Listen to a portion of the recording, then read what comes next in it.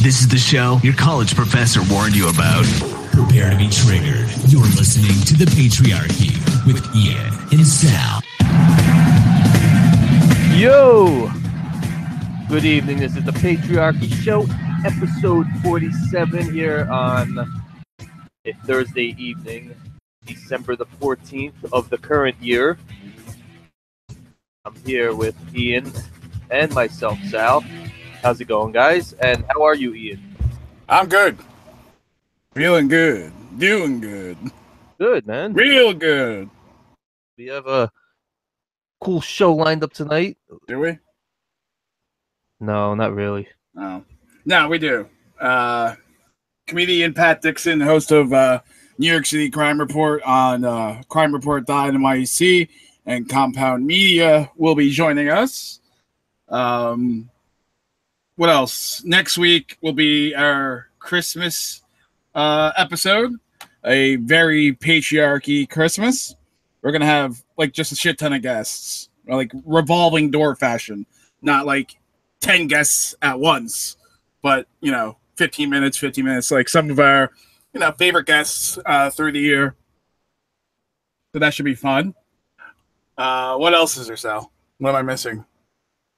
We're missing I don't know. A lot of stuff happened the last today. Today, yeah. What happened today? We have more bullying. We have people crying on the internet. Bullying's still a thing? I thought that ended in the 80s with angry skier movies. Skier? Yeah, remember? Like, oh, my dad's gonna own this mountain if you don't beat me down the mountain. You never see what was like Ski School? I never heard of that. There's Ski School? I don't know. Yeah, well, that Keaton kid, right? Keaton Jones. Yes. Yeah, he was. His mother made a video about him being bullied. So then people bullied him for making it. It's like the poor kid can't win. There were like troll accounts pretending to be his family members, saying racist shit. And then people were buying into it. They were taking the bait, hook, line, and sinker. People still are.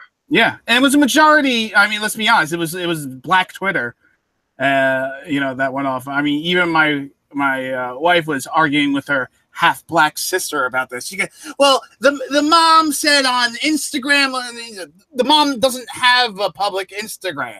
So like, the whole thing just drove me insane. And some of the shit these people were saying should, it doesn't surprise me, but it should surprise a lot of other people. So do you think if, any person, if their father or their mother does something you don't agree with, you can just beat the shit out of their kid? Yeah. It's warranted? Apparently. Shit. There's a lot of kids I want to punch in the face. Yeah. Let's just go beat up everyone. Asshole parents. Yeah. And let's go beat up every movie star's kid that we don't like. I'm gonna go beat up Joe Perry's kid from Aerosmith. Oh man, why? What's wrong with his kid? I have no idea. I just picked it out of the blue. I said, you know what, Joe Perry, I don't like you anymore. But no, I mean, between the Roy Moore loss and this Keaton Jones, the anti-white rhetoric all over the internet had just hit a fever pitch, really. Oh, they were emboldened this week. Yeah. Still mean, here, Anime Right News, the only name in news, right?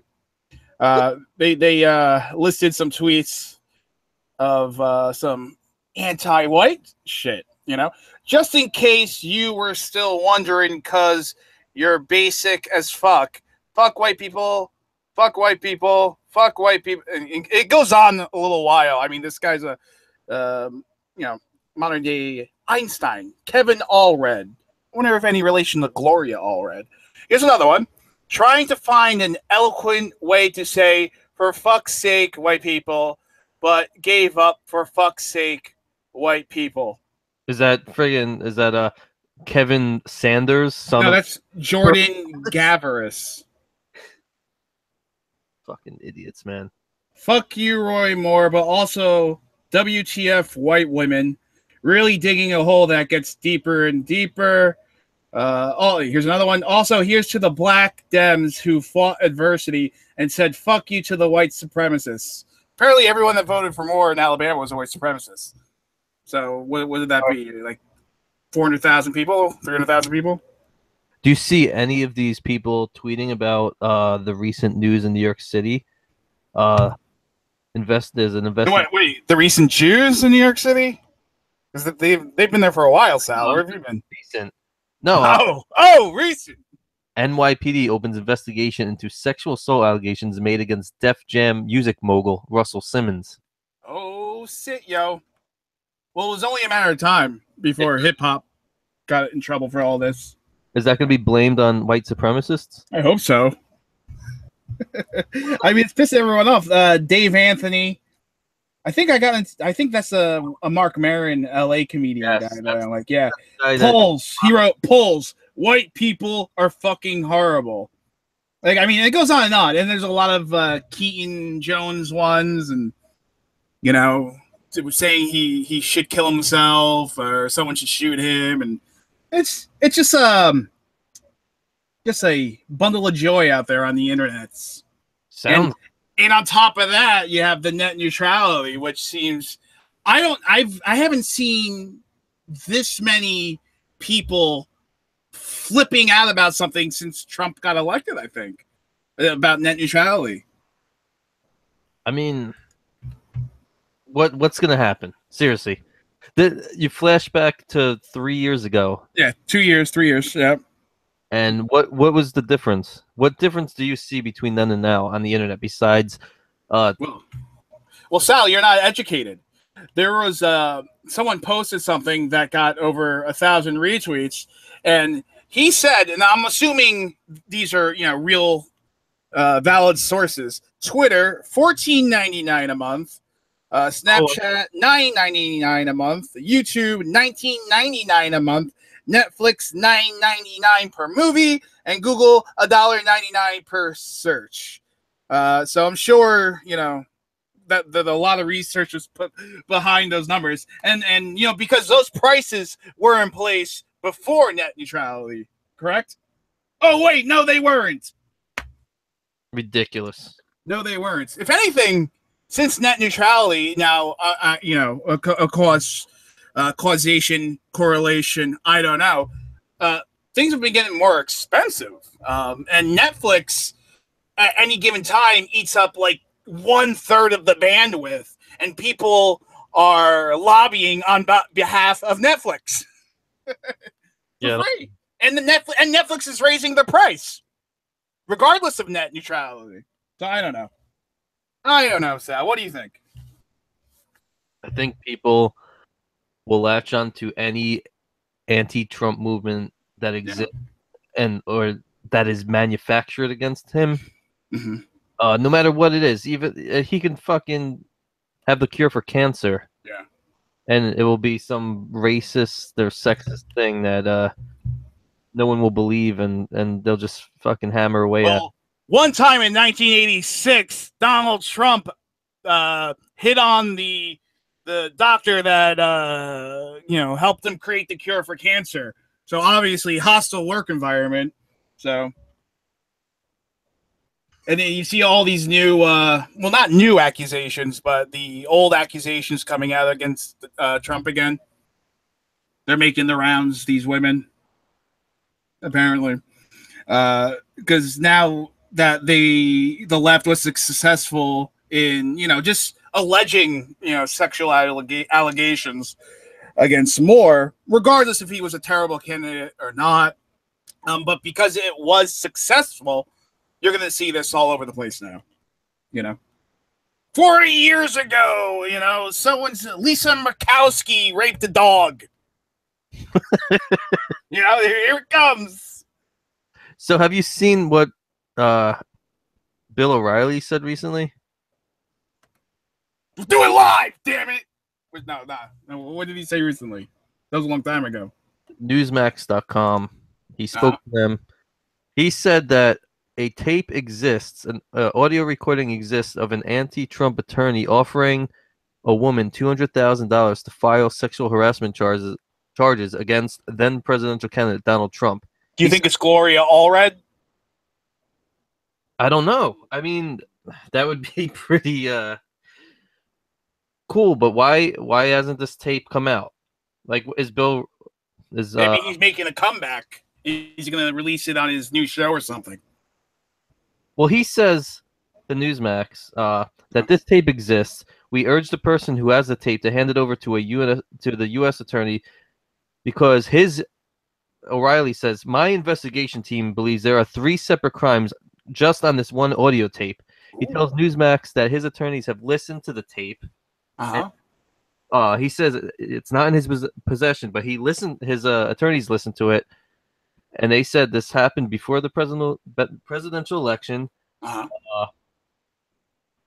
And it's also related to his situation. I don't know what the hell that means.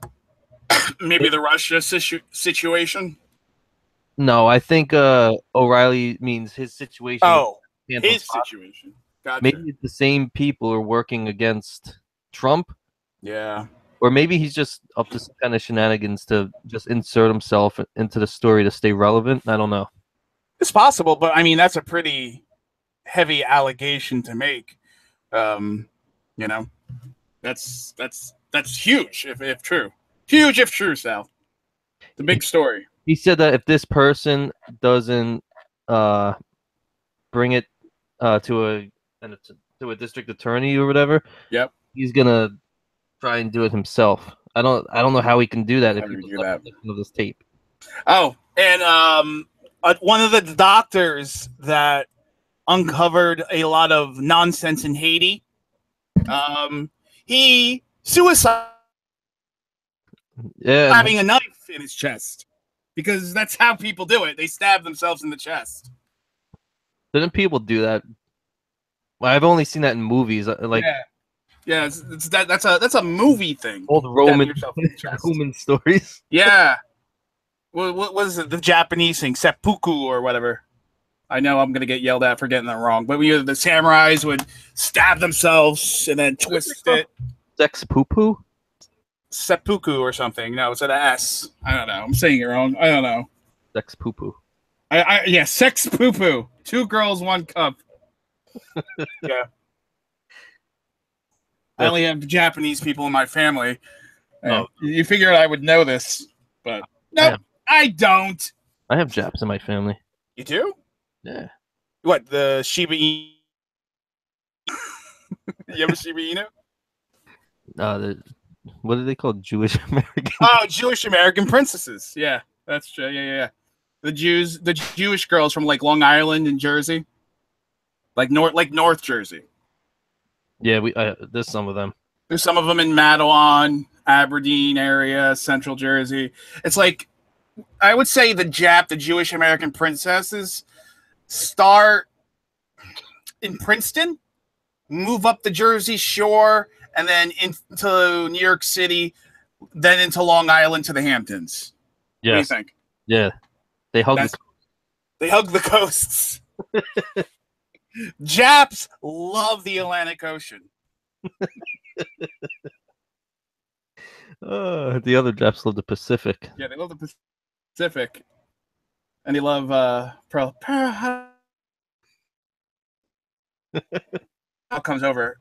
All I do is make South Park Japanese racist jokes. It's fun.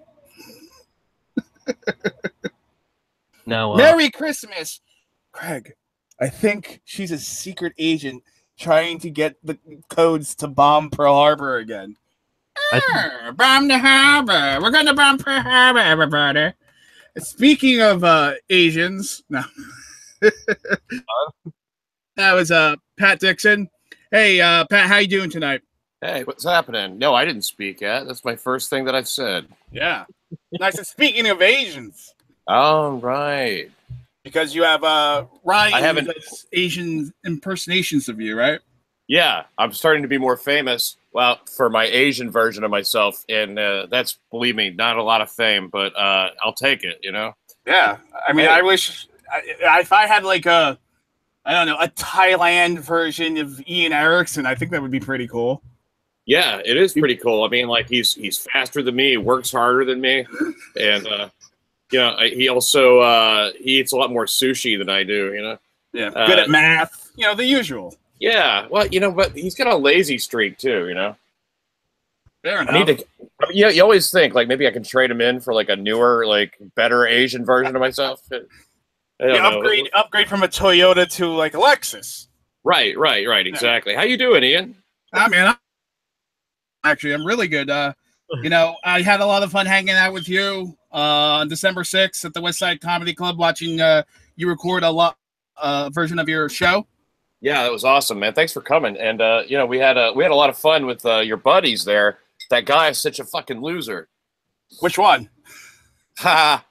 Yeah, let me narrow it down for you. The one whose cousin fucked his wife. What? Cousin fucked his wife. Yeah, his podcast partner. Oh, okay. Yeah. Wasn't that his cousin? I think so. It was something weird. Well, that kind of stuck with me, you know. I thought, man, that guy. I don't know. He gets a big kick out of it too. He doesn't even mind, you know. It's like that guy. Guys like that are the best, you know, because I'll make those cousin fucking jokes all day. Does he just have no shame? I guess, man. He just like how can you have any left? You know, I mean, the guy's his podcast partner impregnated his wife, and she had a miscarriage, and then he got her pregnant again. The audience was just like reacting to every word I said about it. I mean, it's like, those 3 facts in a row, you just go, damn. Didn't know that was real. Yeah, and I guess it's real. I don't know. Holy shit. Yeah. Oh, I thought you knew those guys. No. Oh. I didn't know it was real. I thought you were just... What podcast was this? What is it called? Oh, man, I should be contributing to it. I'm going to say all that stuff and then not plug the guy. You know what I mean? I can't remember. We'll figure it out later. Yeah, we'll figure it out later. The important thing is the Patriarchy Show and New York City Crime Report. That's all we give a shit about. Yeah, crimereport.nyc. And the last time I did your show on Compound Media, afterwards we hung out. We went to a McDonald's and we walked outside. And what's the problem in New York City is really bad. Let's not gloss over the McDonald's experience. I mean, this is the finest McDonald's in all of Manhattan. I mean, they've got these. You don't have to speak to anybody if you don't want to, unless you want some food. Yeah, they have those things you order from, like I don't know, some kind of an internet self-serve kiosk. Yeah, like an interface, and you're pressing the wall. It's really cool. I mean, I was really impressed. But I for a did fucking feel like McDonald's. a 55-year-old man trying to go, wait, order number. This is the first time using it. And then we had to get in line, and there's a Spanish person working behind the counter, and an older Spanish woman, I think, yelling at her. So we're standing to order, waiting for 5 minutes to order. So we're like, fuck that. Let's just try these things again. Yeah. I mean, for us to give up on the technology, go get in line behind what's happening at every other McDonald's in the city, and then go, okay, we'll try the other shit again. Thank God you figured it out, because I had no shot. But and then we ate McDonald's, and someone was listening in on our conversation that you noticed. Yeah, I didn't like that shit. The guy, you ever I don't know. I'm to the listeners out there. I'm talking to Ian, there at the table, and like I feel the guy. His head is like leaning way back into like into the booth space, and I don't know why he's trying to listen to us. We must have been talking about girls or something, or I think so. I think we were talking about wives and pipe bombs. I don't know. I think we were being a little racist, just a little, but only a little racist. It wasn't. We weren't being racist. Come on, Ian, stop. Come on. Of course not. No, I don't do that. There are no racists in New York City. No one says a racial thing in New York City ever. No. Not unless you walk out of the McDonald's you've been eating in. Yeah. And then a homeless black man will come up to you and start calling you a nigger. Hey, hold on a second. We don't know that he was homeless. Oh, fair enough. But if he wasn't, he just has hygiene issues, and he's very rude. It was very rude to say that to us, I thought. Yeah. I don't think I've ever been seriously called that in my life. And I'm 36 years old. Like joking around, maybe. Felt pretty good, didn't it? Yeah, I was like, now I know the plight of the black man. Yeah, exactly. That's the only plight. Yeah, I was like, oh, this is like Jim Crow time. I feel I'm a freedom rider. Hey, can you guys see me now? Yeah. Okay. I'm going to turn my camera. Oh, look It's at that. cool. That's what I'm looking at? Yeah, Oh. that's what you're looking at now. It's all audio anyway. It is? They can't see this shit? Well, no, they can see you Yeah, now. They can see you now. This is the pod. You know, obviously the podcast is audio, and majority of the audience listens anyway. Well, yeah, okay. Well, they shouldn't be doing that because I'm doing some pretty interesting shit here. You see that you got like 5 cartons of cigarettes back there. Yeah, that's right. No, I didn't just have a friend go to Florida. No, why would you do that? See, there we go. The Marlboro Reds. That's what I used to smoke. Yeah, that's the. You know what? This is what a man smokes. Yeah. Right here. This is 1 day supply for me. Now, if you were what that homeless gentleman accused you of being, what type of cigarette would you be smoking then? Well, you know, probably the Newports. Yep. Makes sense. That's what they say. I mean, to me, I don't see color, and I don't taste menthol. You know, I try. Well, you don't know if it's a red box, it's a green box, it's all the same inside, right? It's yeah, sort of. It's all tobacco, and it's all, you know, a little bit of cancer really never hurt anybody. No. It's when it grows into a lot of cancer. That's the problem. Issues. Yeah.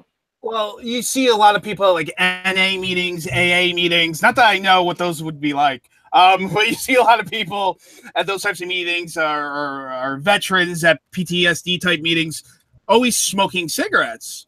You know, I think it's better for them to smoke a cigarette, take the deep breathing exercises instead of going around and doing heroin and shooting up places. I think cigarettes would be the better option. Well, you know, you pick your poison, don't you? And there's so much poison out there. You know what, man? I tell you, I'm addicted right now to just looking at girls. I just look at them. What is that? I look at them. I don't even look at their bodies. I look at their face, you know, and until they look at me, and then I make them feel weird. New York City's filled with opportunities like that. Yeah. Well, here's the point: I'm not an ally. No, that's for sure. I'm not a fucking ally, Ian. Not an ally. Hashtag not an ally. That's right. Speaking of hashtags, the net neutrality movement, it's all over the interwebs. That's right. Apparently, we're going to go back to the Stone Age of AOL. We're going to be getting discs sent in the mail, and we're going to have to pay $10 an hour for the internet now. That's right. What do you think? What, net neutrality? Yeah. To me, like, wait, I can't figure out if we want net neutrality or if we don't want net neutrality. Net neutrality was put in place by the Obama administration in 2015. Okay. So I kind of don't want it. I think. So is that this? Which one is it where they get to set up a fast lane? That's you don't want net neutrality then. That's a premium service that would be. That's what net neutrality is? No, that's the opposite. Okay. Wait, the fast lane is the opposite. Yeah, you want the fast because then you get to pay a la carte. So net neutrality is the government regulating, saying everything's treated as equal. There's one speed, everything's one platform, and then you're for the opposite. Yeah, I say do whatever you want. I don't watch or read Huffington Post. Why do I have to pay for it? That's what I say. Well, the problem is that Huffington Post. Wait, you think that's going to be the one that gets the fast lane? No. Well, no, it's going to be this shit. It's going to be stuff you want to stream. Here's what'll happen. I think if they make it so that you can have a fast lane, it means that this show that you're doing right now is going to cost you like some ungodly amount of money to do if you want to do it well. And if and if you don't do that, then it's not. You're not going to be able to do shit. It's going to look like you said, the old days of AOL. Yeah. Well, I mean, even if they do that, they kind of do that now with ads. You could pay X amount of money to have your Google ad or your show pushed to the top of the list anyway.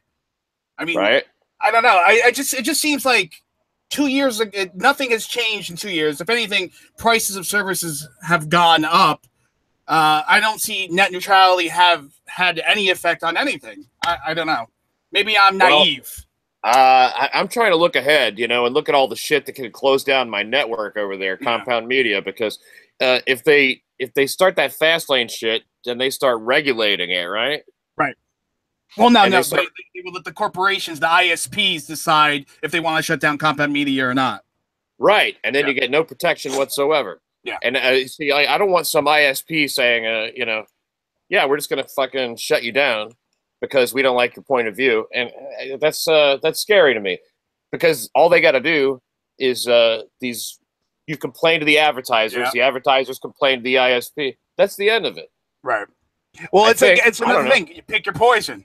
You can either have the government doing it or the corporation do it. It sucks either way. Who do you trust? Neither one. Neither. Fuck both. Why don't they just get out of our way? Give us a bunch of internet and leave us alone. Yeah, give us the internet and just let us do our thing. I know it's so complicated about that. I don't know. We're the creators. Yeah, we're the ones that make the magic happen. Hey, look, all I know is that like every day I buy a newspaper and I read it, and then and all you can do is laugh. So everything's so fucked up. I want to talk about women. Yeah, let's talk about women. What about women? I'll tell you about women. We got to like first of all, nobody should be raping any women, okay? I think I can agree with that. Nobody should be groping any women. Nobody should be even speaking to women right now. True. And preferably don't even go where they are. Not even your cousin. No, you should avoid them at all costs, especially your fucking cousin. Your co-host's wife? Yeah. Avoid it at all costs. And so, and the reason is women need to shut up. That's it. Okay. Women need to shut the fuck up. They got to realize that they don't get to decide all of this shit. You know what I mean? Right. Why do they get to decide all this shit? I guess was that the suffragette movement? We gave them the ability to vote, and it's just been downhill since there. I don't think that the vote has that much to do with it. I mean, like they complain about there's not enough women in a government or something, but I mean, like they got more. There's more of them than us. Yeah, so get your shit together. Yeah. And there's more women graduating college than men. Women in a certain age range, I think 25 to 35, make more money than men right now. Right. That's right. And now if you combine this topic and the one just before, you see what's going to happen. Women are going to be the fucking internet. No. Women are going to be running the internet. Women CEOs by themselves. Of Facebook. Whether you choose government or you choose corporations, they're all going to be women. They're toppling everybody. They're getting everybody out of the way. This whole thing with all the Hollywood people and the sexual harassment. Right. And that's enough to lose your fucking job, even if you own the company. I don't know how the fuck that works. The deal is they're gonna have all those jobs, right? And all that stuff, all that shit, all that was they were working their way up the ladder, and now they want to talk about Trump, right? And they're trying to clear the way. And they're going to turn it all. So now they saw that these strategies are working on powerful men in media and Hollywood and politics. They're just going to do it all the time now. So I was saying to Sal before, even if you're a Republican woman, they'll say, "Well, she fucked the dog in 1978." Or they'll just make fucked the dog. No, they'll just make it up. No, wait, Ian. Did you say who fucked?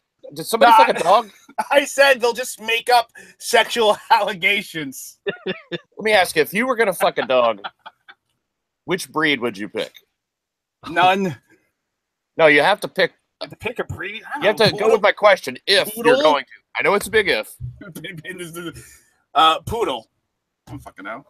Yeah, poodle would be good, I guess. It seems like you definitely feel like you're just dominating a poodle. And I would probably say after a fresh. What was that, Sal? Teacup Chihuahua. Wow. You're like a big man. You are sick, you pedophile. Those things are small. You're trying to break a dog. I'm trying to have an intimacy kind of a thing, you know.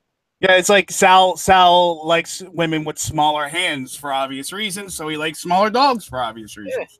I'd Makes want to everything fuck looks bigger. Yeah, I'd want to fuck a beagle just to see the look on its face change.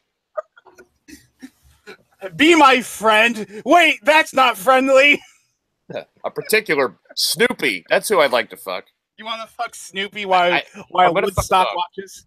I don't. No, it's not a sick thing, Ian. Oh, I'm sorry. Fucking dogs isn't about a sick thing. You know, I think that men and women. This is going to be the first show to go, by the way, when they start fucking with the internet. But yeah, when they when men and women fuck dogs, I think they fuck them for different reasons. Really? So you think one's for money, one's for pleasure?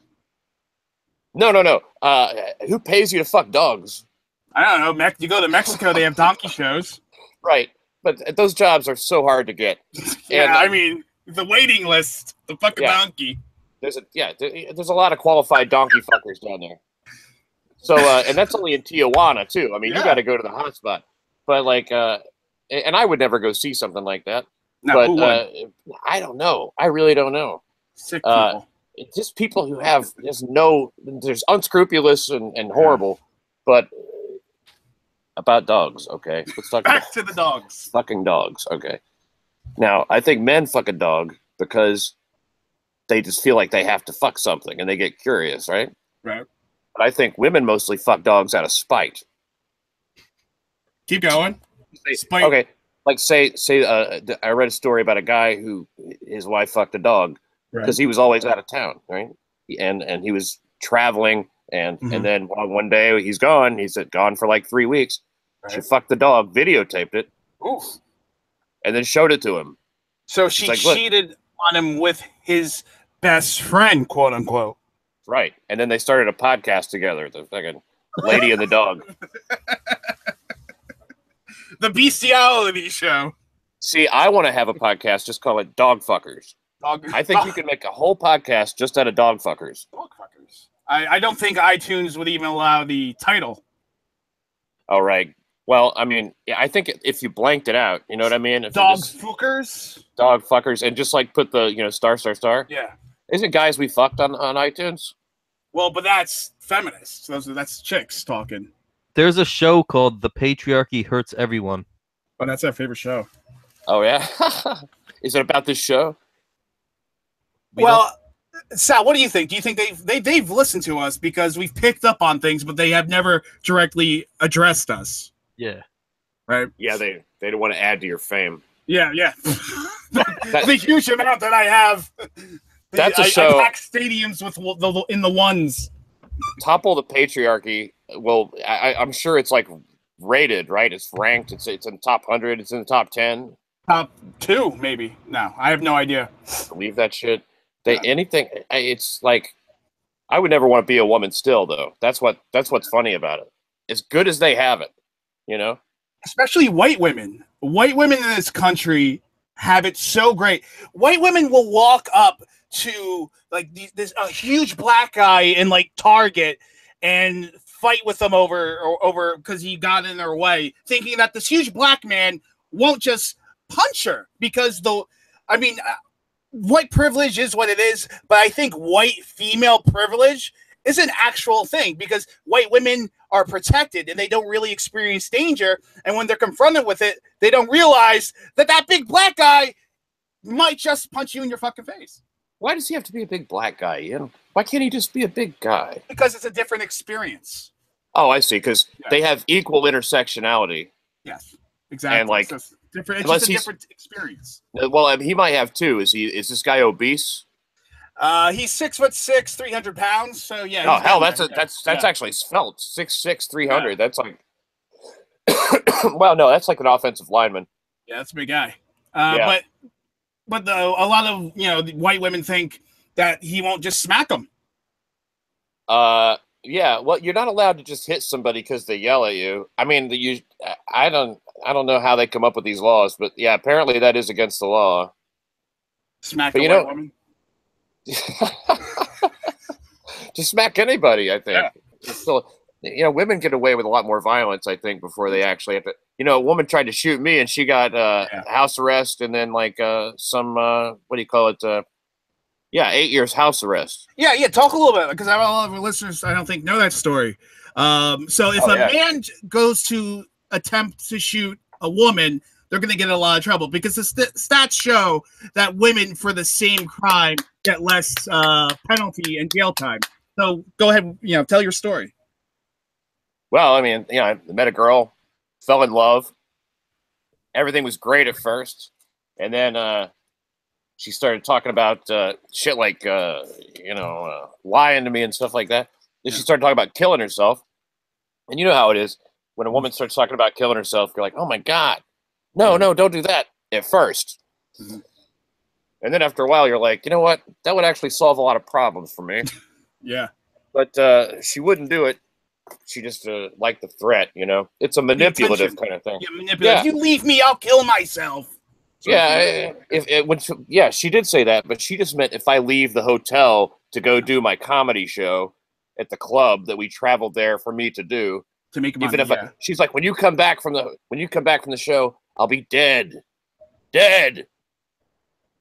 And of course, with all the drama and flair that women say it with.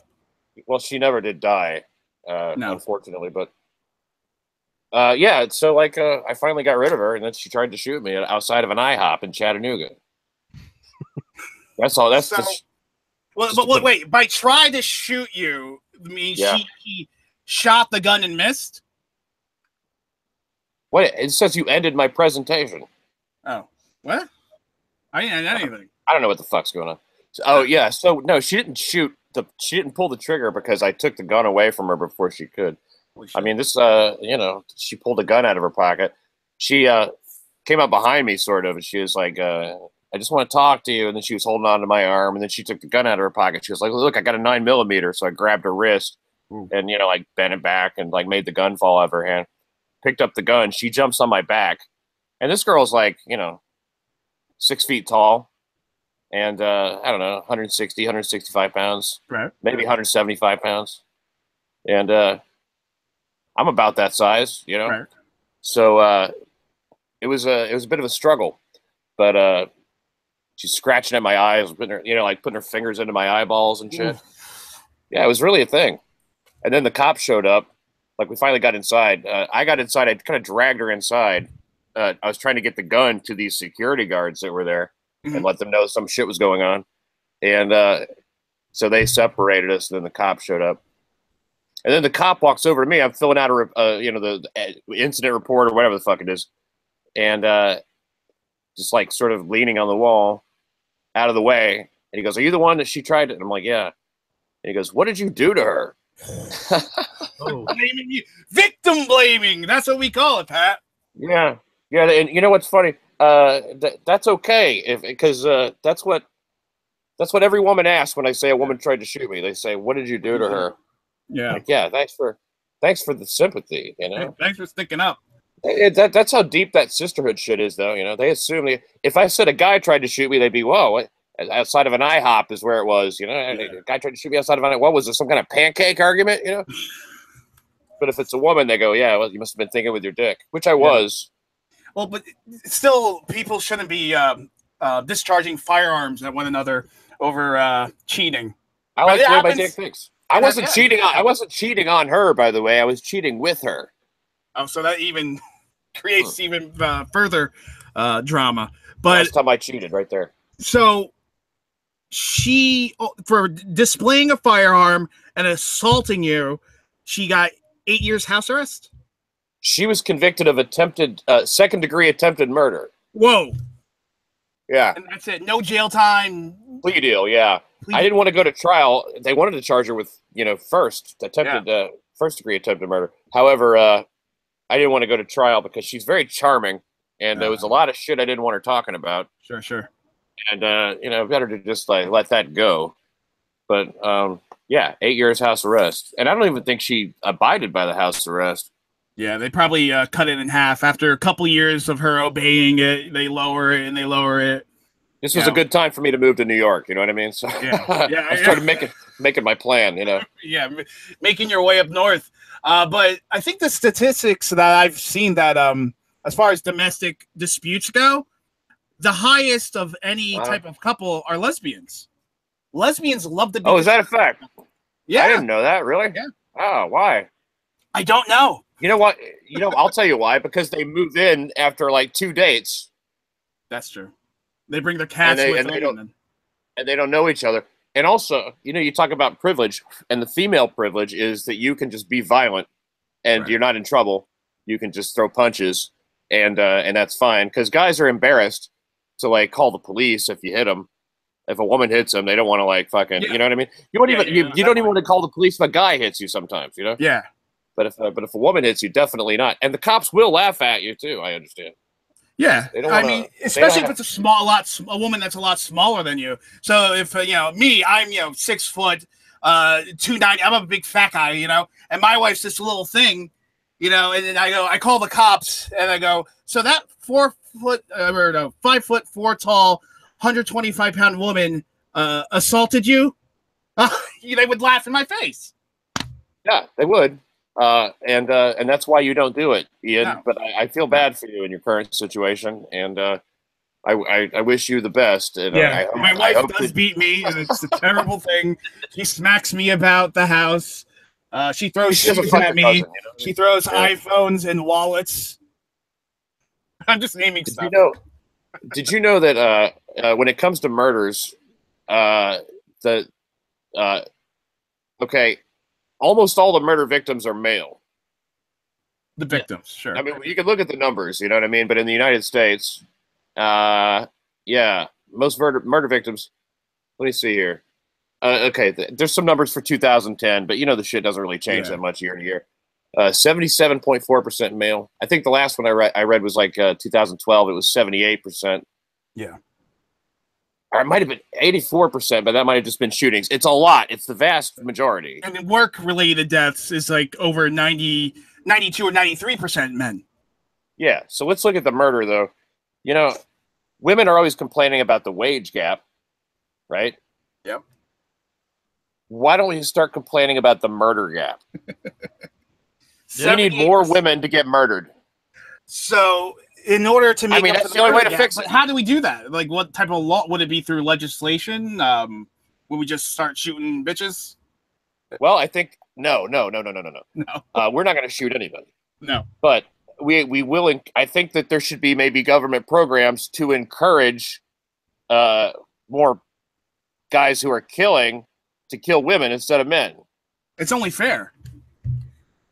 Of course, This is just hyperbole and satire, but got to say that. Apparently, it isn't. No, it isn't. Not for me, it isn't. Look, I mean, we're allowed to speculate about these things. Yeah, speculation. I don't see why not. Look, I mean, there's 2 ways we can do it. We can have less men get killed, right? Or we can have more women get killed. What's more realistic? More women getting killed. I think it's more realistic. Yeah. No. And what's wrong with wanting equal numbers of murder victims? I think that's fair. In a world where you can get yelled at by a woman for holding the door open for her because she wants equal rights, I think it's only fair. Yeah, absolutely. You need to slam the door and kill her with the door. Repeatedly in the head, over and over and over again. Yeah. You drag her by the hair into the doorway and slam the door onto her head.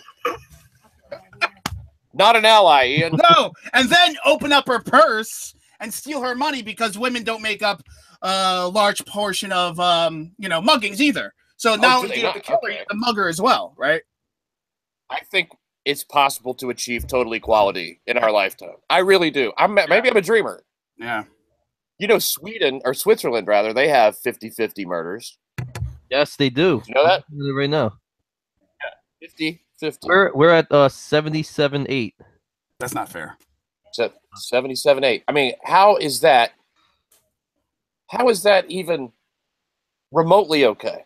How come nobody's talking about this? There's a huge murder gap. Yeah. What's more important? A few cents on a dollar or your life? I'm gonna say life. I'm gonna go with life. So there will be 6 of us killed by a gun in New York City, 6 guys for every woman.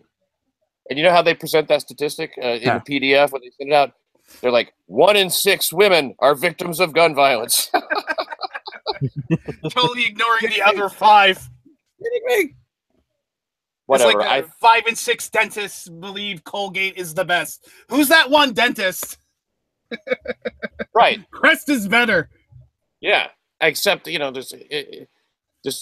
that's a horrible analogy. Yeah. But it's just the way completely apt. It's apt. I agree. Who is this? Now, what do you have here? This looks like that Rosie the Riveter. Yeah. Well, actually, speaking of lesbians, Sal's lesbian cousin made it for us. The logo. Yeah, so we took Rosie the Riveter and put a dude's head on her, and it's like sort of mocking the whole empowering women thing that they do. That's what we do. The guy looks kind of like a fag, though, doesn't he? Yeah, I want to put more ripples. I want a bigger bicep. Yeah, and maybe not have him pulling it back so far. You know what I mean? It's like a very kind of ladylike sort of looks like a chick. Yeah. Maybe take his shirt off. Maybe take his shirt off and oil him down and put him in oil him down. You just want him nude. You just want a nude guy. The Patriarchy Show with dicks and balls. I don't want it to look so queer. That's fair. That's a fair criticism. I think so. Honestly, I've heard it before. Oh, really? About your logo? You're not the first person. I'm okay. Then I feel okay about it. Who were some of the others? I don't. Random people on the internet. Oh wow, I'm right up there with random people on the internet. It's random people on the internet, and then Pat Dixon. Okay, I'm going to settle down. And I'm going to. So we covered the hard-hitting topics of equality among murdering women and loving them. We covered fucking dogs. Yeah. We covered net neutrality. Yeah. You know what? Why don't we talk about cats? Why? Cats? Okay. No, seriously. No. What I really want to talk about, I actually have it written down. Your wife's book comes out in April, correct? Yeah. Why don't we talk a bit about that? It's up for pre-sale now. It's called Unwifeable. Man, I've never seen somebody write a book that's so weirdly honest. My wife is weirdly honest. Her name is Mandy Statmiller, and we got married 2 years ago.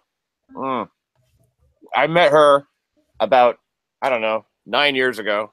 Couldn't even talk to her. She was too pretty, too sexy, too lovely. She's a statue, for Christ's sake, I said, who is that? Mandy Statmiller. Oh my God. Yeah, 6 feet tall. Blonde, great rack. And I was like, I couldn't even speak to her. Didn't see her again here in New York City for 7 years. Right.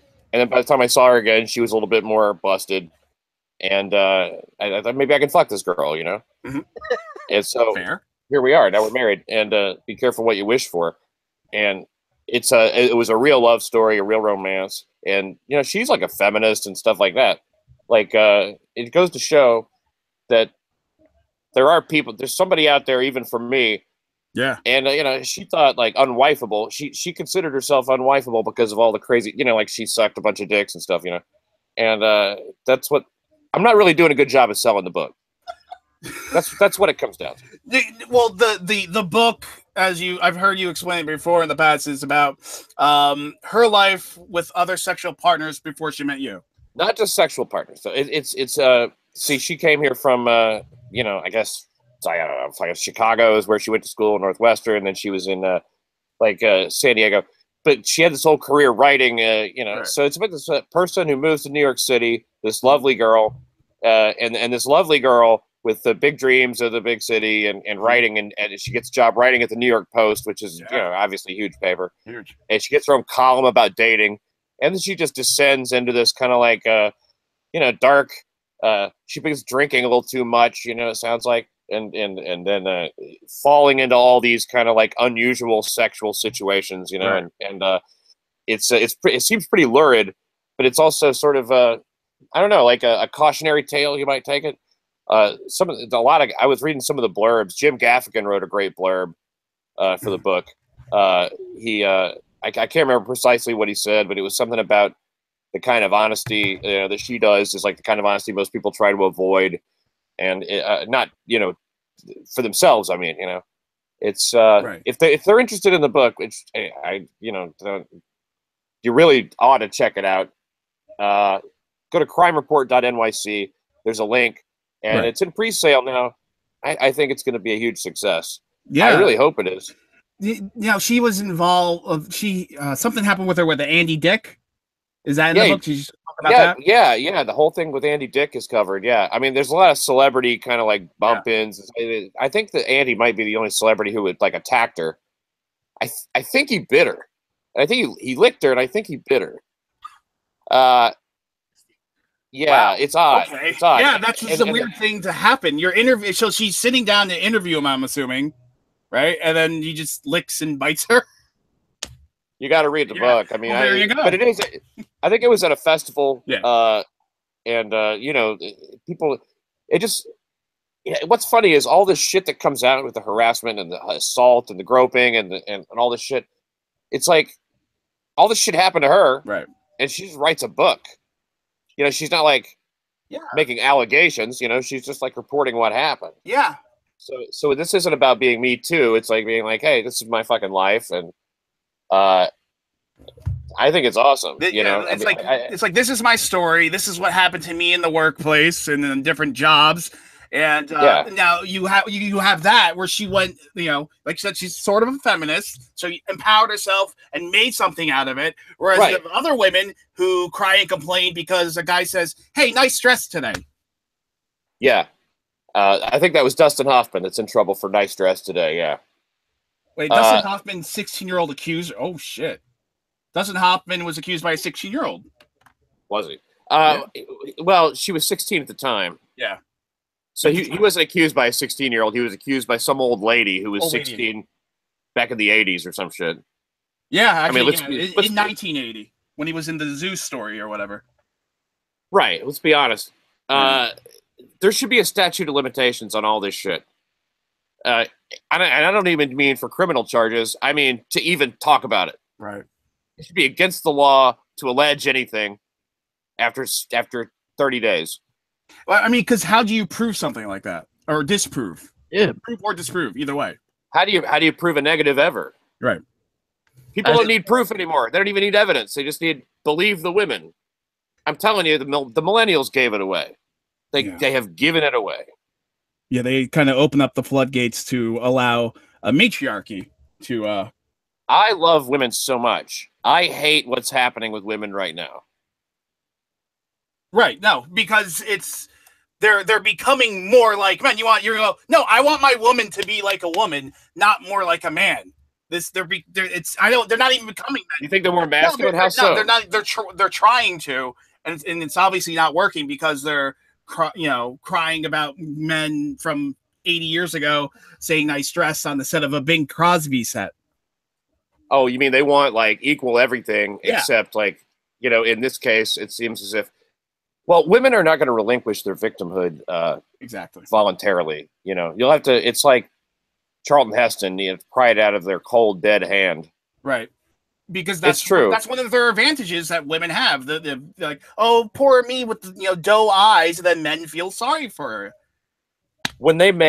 If they made a half a dollar again, like if they made $1.50 for every dollar a man made, right? Right. And if there were more men being sexually assaulted than women, right, and on and on and on, everything to women's advantage, they would still claim to be victims. They will never stop that. Right. They are. We can't appease them. That's the problem. You think you can appease them just by, like Louis tried to appease. Mm-hmm. Oh yes, I did, and then they found fault with everything that he said, and they do that to everybody. And when I say they, I don't mean all women, because I think most women, when you're talking to them one-on-one, they're sort of like, yeah, that's true. Yeah. They kind of get it. Mm-hmm. But I'm talking about this. I don't know who's in charge of it. Yeah, modern witch trial Gloria Allred sort of movement, right? Right. Yeah. I don't know. I don't know who's pulling the strings. Possibly the Muslims. Well, it all goes back to the Muslims, because if they can destroy the country from within, if they can increase their population growth, they could, Yeah, it's about communism, really. Make more noise, yeah. Communism and Islam and feminism and really the intelligence community are all linked in to basically ruin my day. Yeah. That's You my just wake up and you go, fuck you communists, fuck you feminists, fuck you Muslims. I'm waking up and I'm just mad because of that. You know, really, the only thing you can do these days is try to keep your sense of humor, you know? Yeah. And keep it light. That's what we do on Crime Report. New York City Crime Report is a light show. Yep. We talk about a lot of murders and shit like that, but it's light. Keep it light. Yeah, because even when there's more men being killed. Light. Yeah, well, and we were talking about rape, you know, bringing up now. Well, let's bring up rape a little bit. We talked about murder, mugging, dog fucking. Like, we didn't get into rape yet, even. And if you bring in prison rape, aren't more males technically raped than women? I've heard that. I mean, I haven't really researched that, but I've heard that, and they don't really include that in the statistics, I guess, because because they're men in prison, they probably deserved it. Well, that's not the kind of statistic that's called a hate fact. Yeah. That it's strange because there's actual documented evidence and it happens all the time. It's not like it's Oz, you know, that's not real. But men get raped in prison. It's a fact of life. Well, what's the difference in Oz? What happened? What I mean, that shows. Oz is just it's a whole corrupt system. You remember the show? The guy from Biohazard was in it. I don't think the guy from Biohazard was ever in jail. No. I don't know. What do I know? You know, I mean, I thank God that do you ever dream that you committed some crime and you're gonna have to go to prison? Yes. I hate that dream. Yeah, and then you're trying to cover up the crime in the dream or bury the body or no, let's not get into that. Well, you know what that dream means? What's that? It means repressed homosexuality. That makes sense. or repressed dog fucking. Sometimes it comes out through your logo. Okay. Yeah. That makes sense. No. I'm sorry. Look, I think that dream would probably mean some kind of guilt, though. You know what I mean? Like a guilty conscience. That would be my guess. Yeah. Well, do you believe in? Are you one of those people that believe in those dream books and dream interpretation, or do you think it's just your brain trying to sort through what the fuck's going on? Well, both. You know, I mean, your brain's going to sort through what's going on, and those dream books usually it'll say something like, "If you dream of a fish, that means that you could have some anxiety. It also means that you may be completely free of anxiety." So I guess I believe it. Yeah, that's true. Yeah. I don't know. It just doesn't. How much do you think we relate to those symbols, those age-old symbols? The fucking astrology, or things like what is like a fish? What does it represent? You know what I mean? It probably has all kinds of connotations throughout history and shit. Pisces, for example, like flowing with the water and Right, but do we know all that? I don't know that I know all that. I mean, I associate fish with hey, fried fish. I like that. That's good to eat. I like fried fish. Yeah, fillet of fish, relaxation because you're going fishing. Yeah, maybe. Yeah, you go fishing. Back then, fish was a huge commodity, whereas now it's not as seen as as a necessity. You know what I mean? So who knows? It's totally different. Sometimes pussy smells like fish. Well, that's true. Well, then she has a yeast problem. Yeah. Yeah. You know what? You don't hear people talking about that quite as much as you used to, do you? It's really kind of considered a low-level reference. Yeah. Why do you think that? It's just. I think it's because it doesn't truly. I think women take better care of themselves now than they used to. Right. Even the difference in from when I first started having sex. 30 years ago, 35 years ago, 45 years ago. Wait a second, 50 years ago? I'm only I know. But now pussy now is divided into two categories, sweet and spicy. And that's those are female categories. They're the ones who did that. Okay. So female. Sweet and spicy. There's a spicy vagina and a sweet vagina. And men divided into sweet and stinky. You know what I mean? It's like there's no that's but either smells I think the distinction, it doesn't. Well, they're trying to make it. I think when women call it sweet and spicy, it's sort of none of it's bad, right? Yeah, it's all good. So it's not it mostly is all good. It's mostly all good. I mean, Sometimes you got to come out of the desert and get a drink, you know? I'm just trying to figure out how we went from talking about net neutrality to spicy pussy. That's what it just happens. That's Your just show. the magic. Yeah. That's called magic. That's what that is. Oh, Pat, did you hear Tavis Smiley was also accused of sexual he's fighting it too. He's not taking it lying down. Yeah, he said like enough is enough. He picked an opportune time. What a coincidence that right when he is the one accused, that's when it became enough. Yeah. Russell Simmons also accused. I mean, anybody who's got a shit ton of money will be accused. You mentioned Dustin Hoffman. As of an hour ago, 5 more women supposedly came out. Oh, jeez. Oh, wait. Oh, my God. I just got a new update. 30 new women just came out. He allegedly brought a girl into his daughter's bedroom and exposed himself. Wait, while his daughter was there? No, Oh. It says in this story that he told some teenager, "Hey, you want to come over? I just got this puppy. Come over to my house, and I'll show it to you." And when they got to the house, there was no puppy, and he's like, "Oh, no puppy." Yeah, see, if you're going to statutory rape a girl, you have to at least keep your promise of the puppy.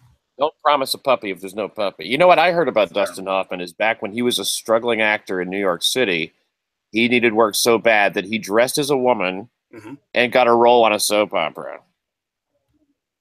That's sick. It's sick. He really did.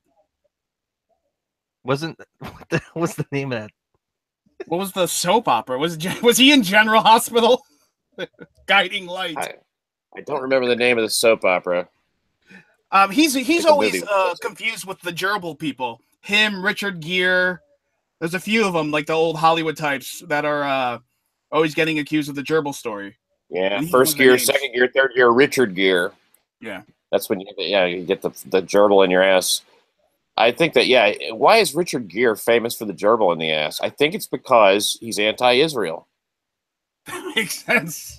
The Mossad planted story to make him unpopular.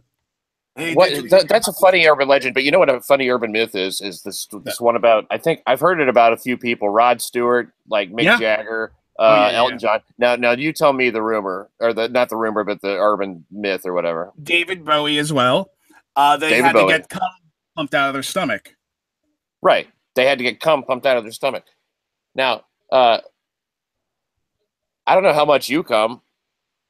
I come, it's a tablespoon. I don't know, maybe. Now, how many times would you have to come? Like rapid fire too, because like your stomach will, expand. Your stomach acid will eat through a car, for Christ's sake. I think it can digest cum. Imagine how much cum you'd have to have in your stomach to get your. That's the most. That one's just ridiculous on the face of it when you think of it, because there's some women out there sucking dick for money, and guys too, eating cum, and as much cum as they can get. Bowls of it, bowls of jizz, and they don't need their stomach pump. And they don't need their stomach pump. And this would be like, it's usually one guy that did it, right? Like so much of Mick Jagger. Yeah, Mick Jagger's coming to. Everybody has to get their stomach pumped when Mick Jagger comes, like machine gun fucking fills up their stomach with jizz. Maybe he just had a weak stomach lining. Maybe it's maybe it's the gastrointestinal issue and not a cum volume issue. Well, what could they possibly eat if they can't eat cum? It's like porridge, for Christ's sake. It's not like the male body rejects it because it's cum. Like, oh my God, your stomach's like, what are you, faggot? You can't digest a little cum. You are a faggot. My ridiculous. My fucking head hurts from laughing. Fucking hell. See, hear my wife? You got my wife laughing in the background because of the cum jokes. I'm trying to do a patriarchy show, and I got a woman laughing at cum jokes. This is terrible. Tell her to stop hitting you. Yeah, stop hitting me. Stop hitting me. The violence. Stop the violence against Ian. Yeah, please. My tiny wife is assaulting me. Someone call the cops. I think it was Gavin. Gavin said that it's for every 12 hits that a woman hits you, you're allowed one. Is that the rule? I don't know why Gavin McInnes. I love Gavin, but I don't think he gets to set the tone on that. No? I mean, like, first of all, we're not dealing with like how big is the woman? Am I laying down? Did she hit me when I was asleep? Did she hit me in the back of the head? What did she hit me with?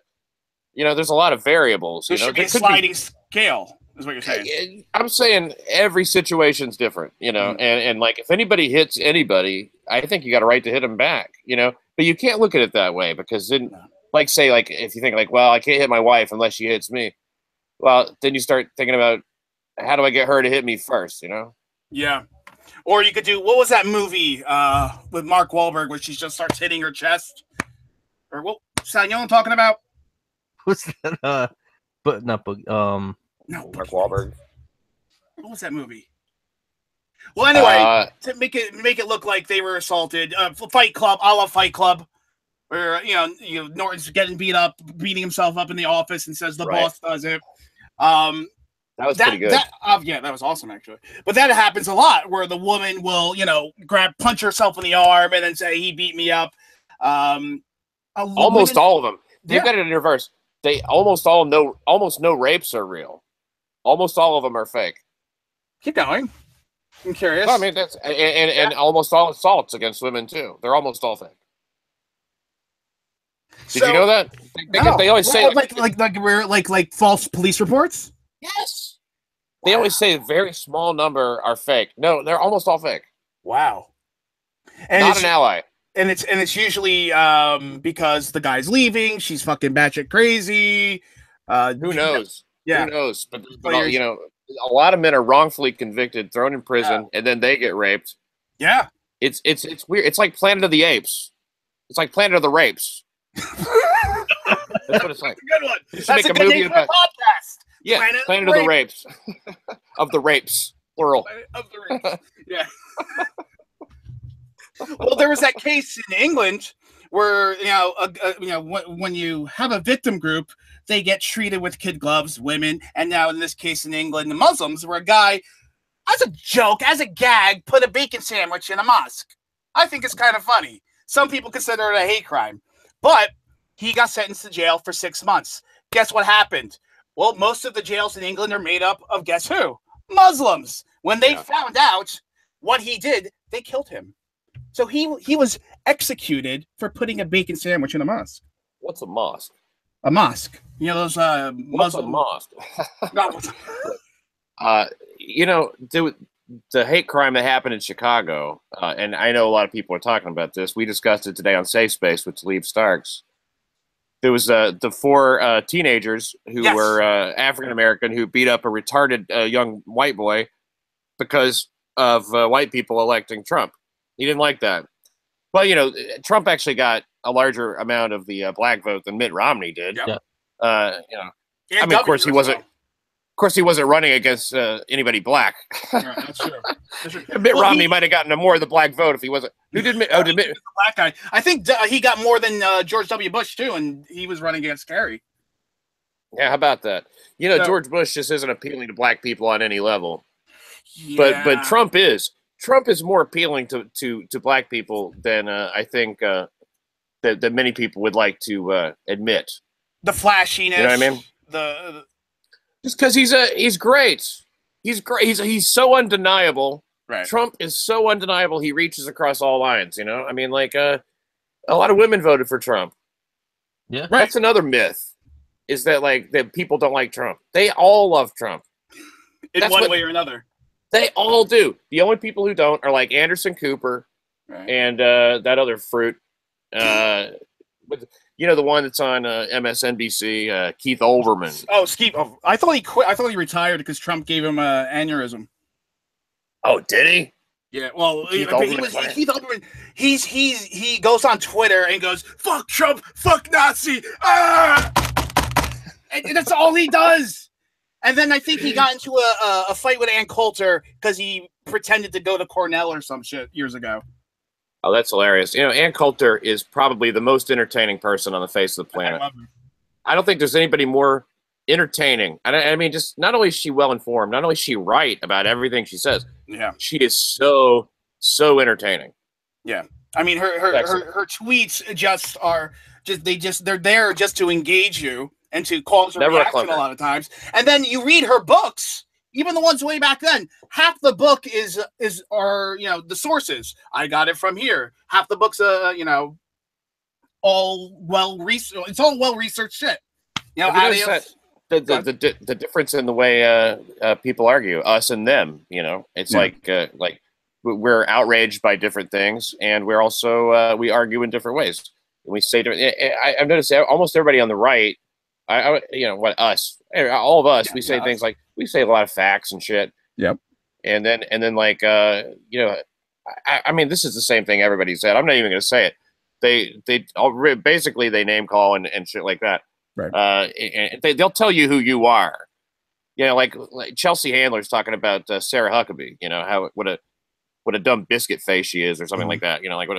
She's her. Look what a trollop. Called her a trollop. They've got her all trolloped up. Yeah. It's like, listen, debate her. I'd like to see Chelsea Handler debate Sarah Huckabee. Sarah Huckabee can. I've never seen a better, like a press secretary or whatever the fuck she is, the spokesman for the president. I've never seen a better one. She is amazing. She's a murderer. She is the absolute best. It's just so fun to watch her do that too. I have complete faith in her. I have complete faith in Trump, and that's really about it. Right. Well, with all the shit going on in the intelligence, we talk about this on Trump, my other podcast. Yeah. Oh yeah. Let's Trump. talk about that, because I think a lot of our listeners same with Crime Report, but Trump podcast, there's a huge crossover there. Why don't you talk about that a little bit? Oh yeah. Well, myself, Kevin Downey Jr. and I, we have Kevin Downey Jr. is fucking hilarious. Oh yeah. Yeah. Yeah, you saw him that night, right? Fucking he was great. there. He killed. He's been funny. This guy's been funny for 20 years, which means he's been doing comedy well over, almost 30 years. Yeah. So he's just a murderer, and he is my co-host for the show, Trump. We just wanted to start a show that dealt with Trump fairly, right. It just without all this bullshit, and just says, okay, here's what's actually happening, and it's all about Donald Trump.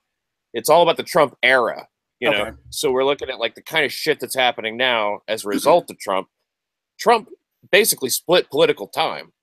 He changed everything. I don't care. People don't realize that this is an important time, and this is dude, it is never going to get this good again. This is it. So I wanted to enjoy that, and I wanted to be able to, share my thoughts about it, because basically I started talking about politics on Crime Report a little bit, and I realized that those two podcasts are best separate, right. The whole thing that's going on in the DOJ, all that shit. Well, it's a new revelation. There's so much evidence out there to indict everybody. Right. So much more. And is there still a Russia investigation into Trump? Still? Yeah, technically there is. And you never hear anything about it, because there's no developments, because there isn't anything there, and everybody knows it. We scream at each other because we've read all this shit, right? And it's appalling. Every day, it's such an appalling world we live in, and I've never been happier. And I've never been happier with the president, because if there's anybody who can suck all that sickness up and spit it back at him, it's Donald J. Trump. I mean, That's for sure. Look at what he had to do just to get there, for Christ's sake, just to get the nomination. Yeah. He had to fucking be a murderer, and then he becomes president, and everybody's unhappy all the time with everything he does, even though the economy's great. I don't understand how the fuck that happens. Yeah. It's weird that he can do that and still be the guy that he is. I don't know if I could get out of bed if I was Donald Trump. Well, even in the older interviews with Donald Trump, they would, Oprah, or there was one in 1980 when he was 34. They would ask him, "Would you ever consider running for president?" And he would say, "I don't think so. It's a horrible life," or give those types of answers. He goes, "It's a very demanding thing." And he goes, "And if I ever did it, it would mean this country's in huge trouble," because he really doesn't want to do it. And we are. That's right. We are, and we have been. I mean, it's the direction the country's going in, man. It's and I'm talking about on every level: foreign policy, domestic, economically, all that shit. It was really looking bad. Well, with Trump, I mean, like you said, what he had to do just to get, not forget the nomination, just to run for president in the Republican primaries, that he was attacked. Secret Service had to tackle a guy who then CNN gave airtime the next day. So the president was almost, who knows, could have been assassinated on live television. Chicago had to shut down because he was going to speak there. And the same bad actors who are always at these events was there. I think, what's his fucking name? Obama's best friend. Soros? No. Rahm Emanuel. No. Alinsky? No. Uh-huh. Yeah, Alinsky was there. Yeah. Saul Alinsky, right. Yeah, Saul Alinsky. The same actors were there. So there had to be riots and possible assassination attempts for Trump to even get to through the primary. Yeah, it's true. That's and you know, let's go back to that little retarded boy who why do you want to talk about me like that, Pat? Well, you know, I plug your earmuffs, Ian. Yeah, gotcha. He was no the one of the first of those four who beat up that kid she was sentenced to 4 years probation. Yep. They kidnapped him and tortured him for 24 hours. I mean, you know, that's not that big a deal. Yeah. Probably a first offense, you know, or a seventh, eighth. I mean, who knows? They put it on. They streamed it live. You know, the video went viral, and it's pretty. You know, look. I mean, there's not too much that you look at in this world and go like, oh wow, that seemed pretty bad. Yeah. But that was pretty bad. I mean, he's so young, and he was traumatized, obviously. Yeah. So like, that's all happening. 4 months probation, or 4 years probation rather. Probation's no joke, but like it ain't prison. And what the hell? That's my talking about a retarded boy music. That's the soundtrack for the story. The retard soundtrack. But yeah, you're right on it too. But she also had a 4-year ban from Facebook. 4-year ban from fucking Facebook. Oh no! I would love a 4-year ban from Facebook. I mean, I can't get off it on my own. All day.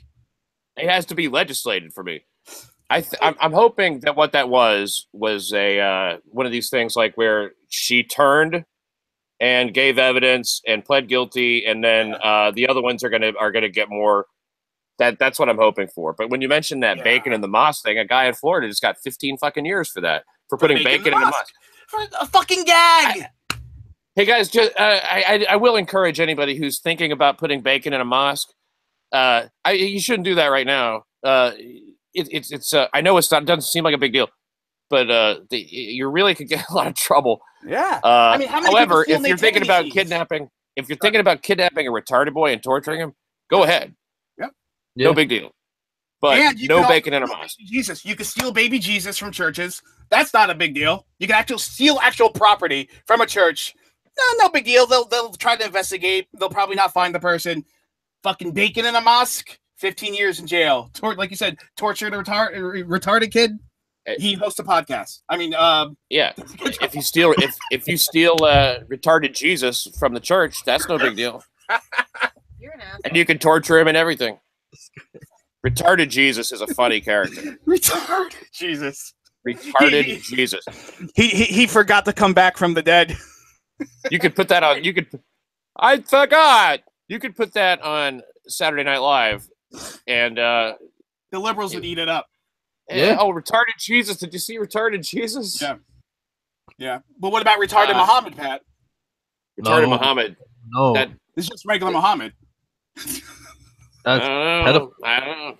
Yeah, take your chances on that, boy. That's a lot of angry people like Muhammad. Yeah. We just got to get angrier, maybe as Christians. Maybe we just need to get more cantankerous.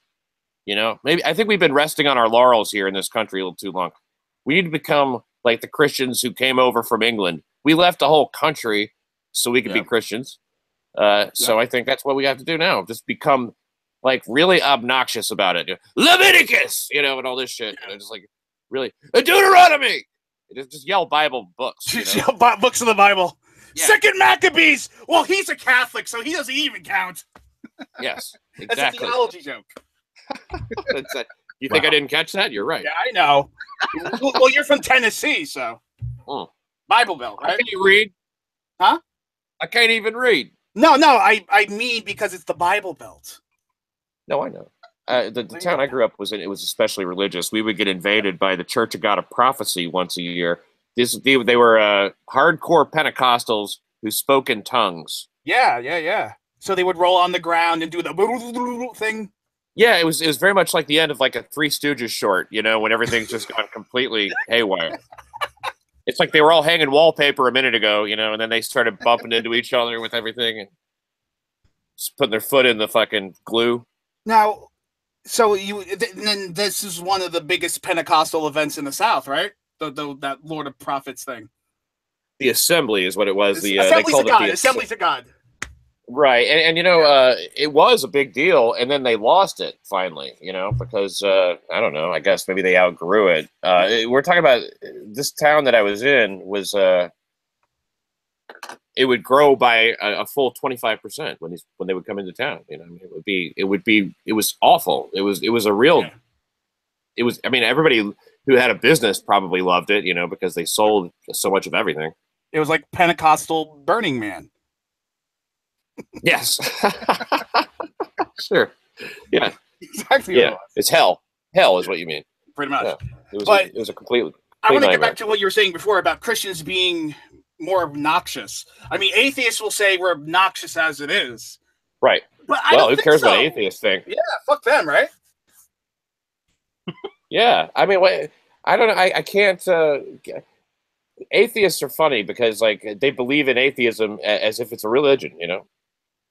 Right. And they'll force that religion while saying you can't force your religion. I mean, how about we don't force any religion? Let's just leave it alone and let people do what they want. Call me crazy. Well, you know, that can't happen. You know, that's what if you're an atheist and you don't want to bake a wedding cake, you know, for a gay wedding? Or a Christian wedding. Let's say you hate God so much and you don't believe in Jesus that you don't even want to do it for Christians. Or gay Christians. What if you don't even, like, bake and they want you to bake a cake? What? You walk into the store. Hey, I would like a restaurant. Yeah, you go to a Chinese food restaurant. Like, I would like a Christian wedding cake. You get puzzled look from the people with the flat faces. They just don't know. Yeah, they don't know what you're talking about because it's not a place for cakes, fat. Yeah, I'm not a baker, and I think that I shouldn't have to do this. Well, you're gonna get sued. You're getting sued, and you're gonna lose your business. How about that? It's terrible. No, really. This isn't my place. I don't even. What? You want fudgy cookies? That's how far it's gone. It's exactly how far it's gone. You know, I just don't understand. You used to be able to refuse service to anybody based on anything. Whatever happened to that? That's a good way to do business. Right? Yeah, no shirt, no shoes. For any and in Philadelphia, they were trying to remove the bulletproof glass because it was racist or something. Well, they thought that it was insulting. They thought it was an insult to the community. But banks have bulletproof glass. Yeah. I mean, I guess we need to get rid of that because that's an insult to people who have money in the bank. I guess. And people who have lives. Yeah. I mean, and cops too. They have bulletproof glass sometimes on their cars. I guess we need to get rid of that because it's like, what? Your life is more important. You get to have bulletproof glass. Yeah, fuck you. So I mean, maybe the community should stop holding up stores. I don't know. What do you think? Oh, hell, they don't hold up stores. No, nobody hold. What are you talking about? The community doesn't do that. That's gun violence does that. Oh, guns walk into the store. Guns do it. Yes, guns do it. Yes. So the guns. How are we going to keep these guns from shooting people the way they do?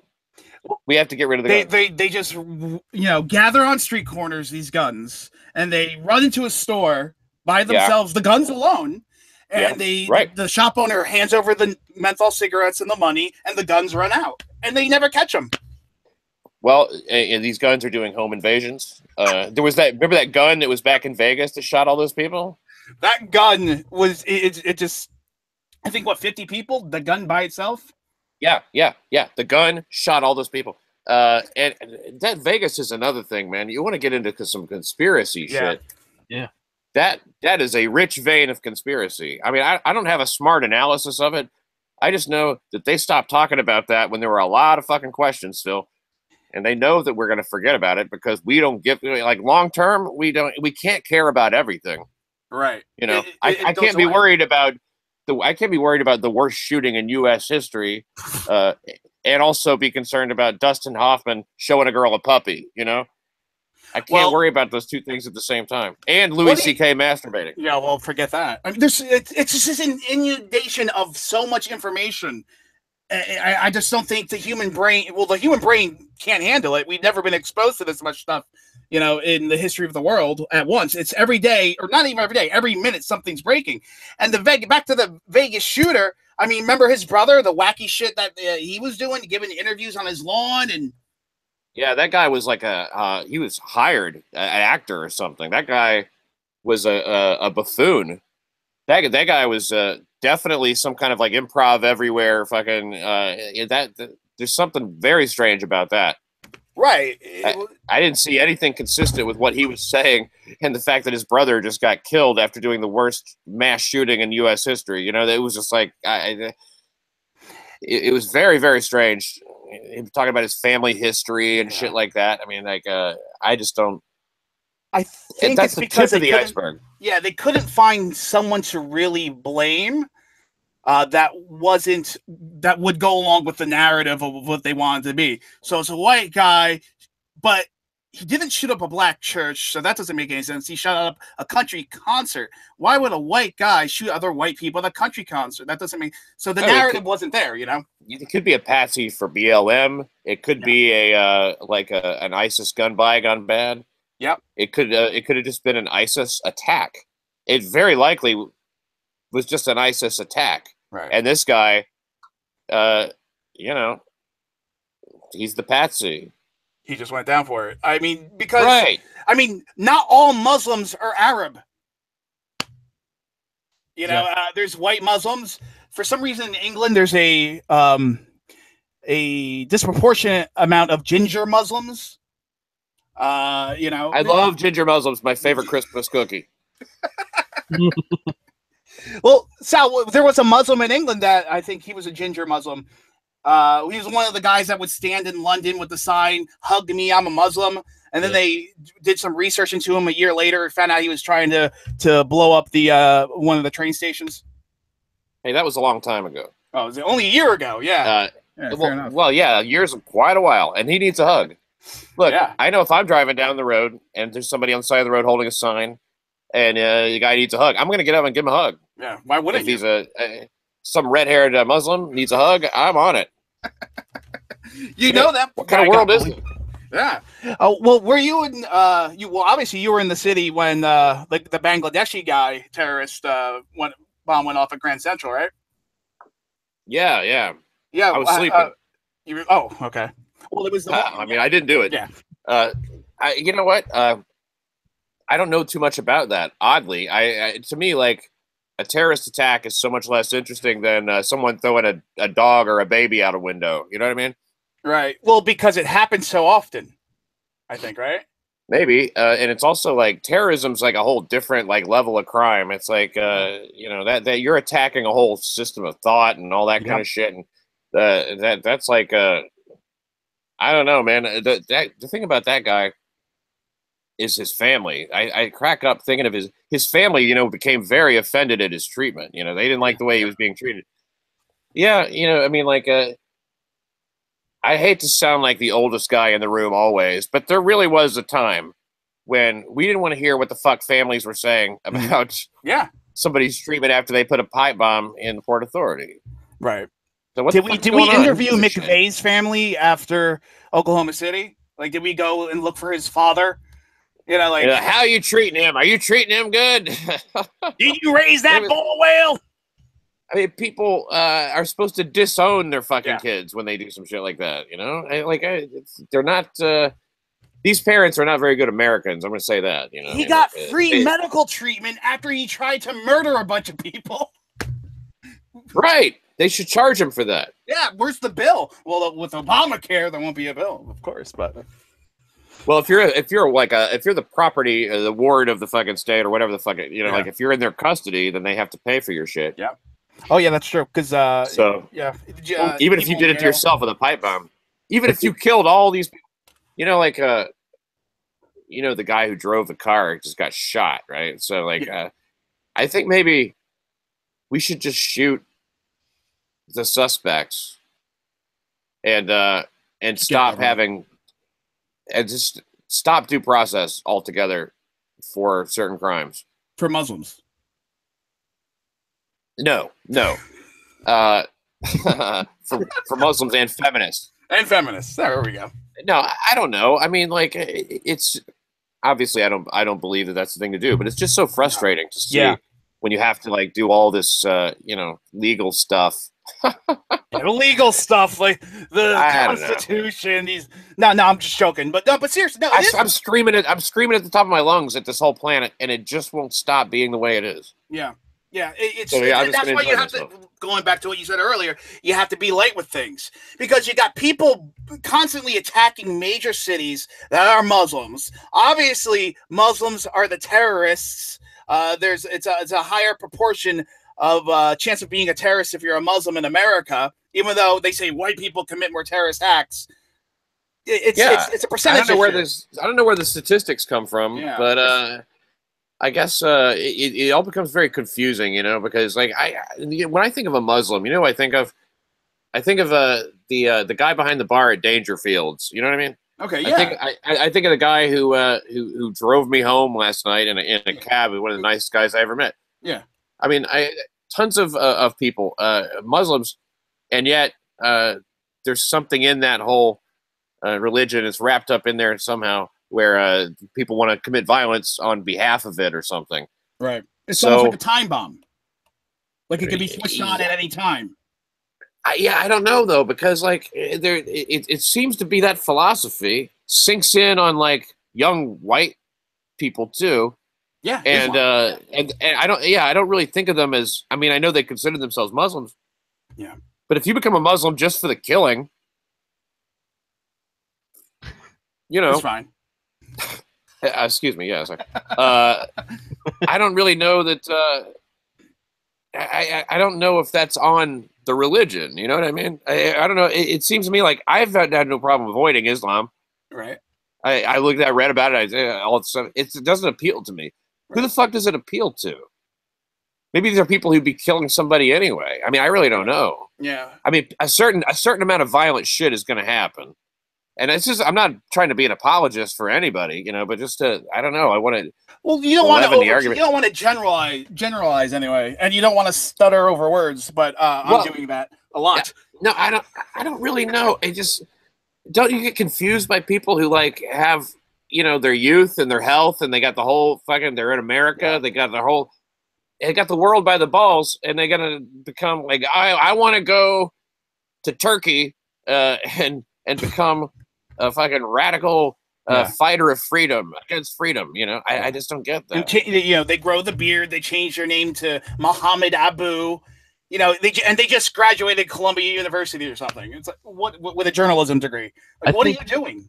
I don't get it.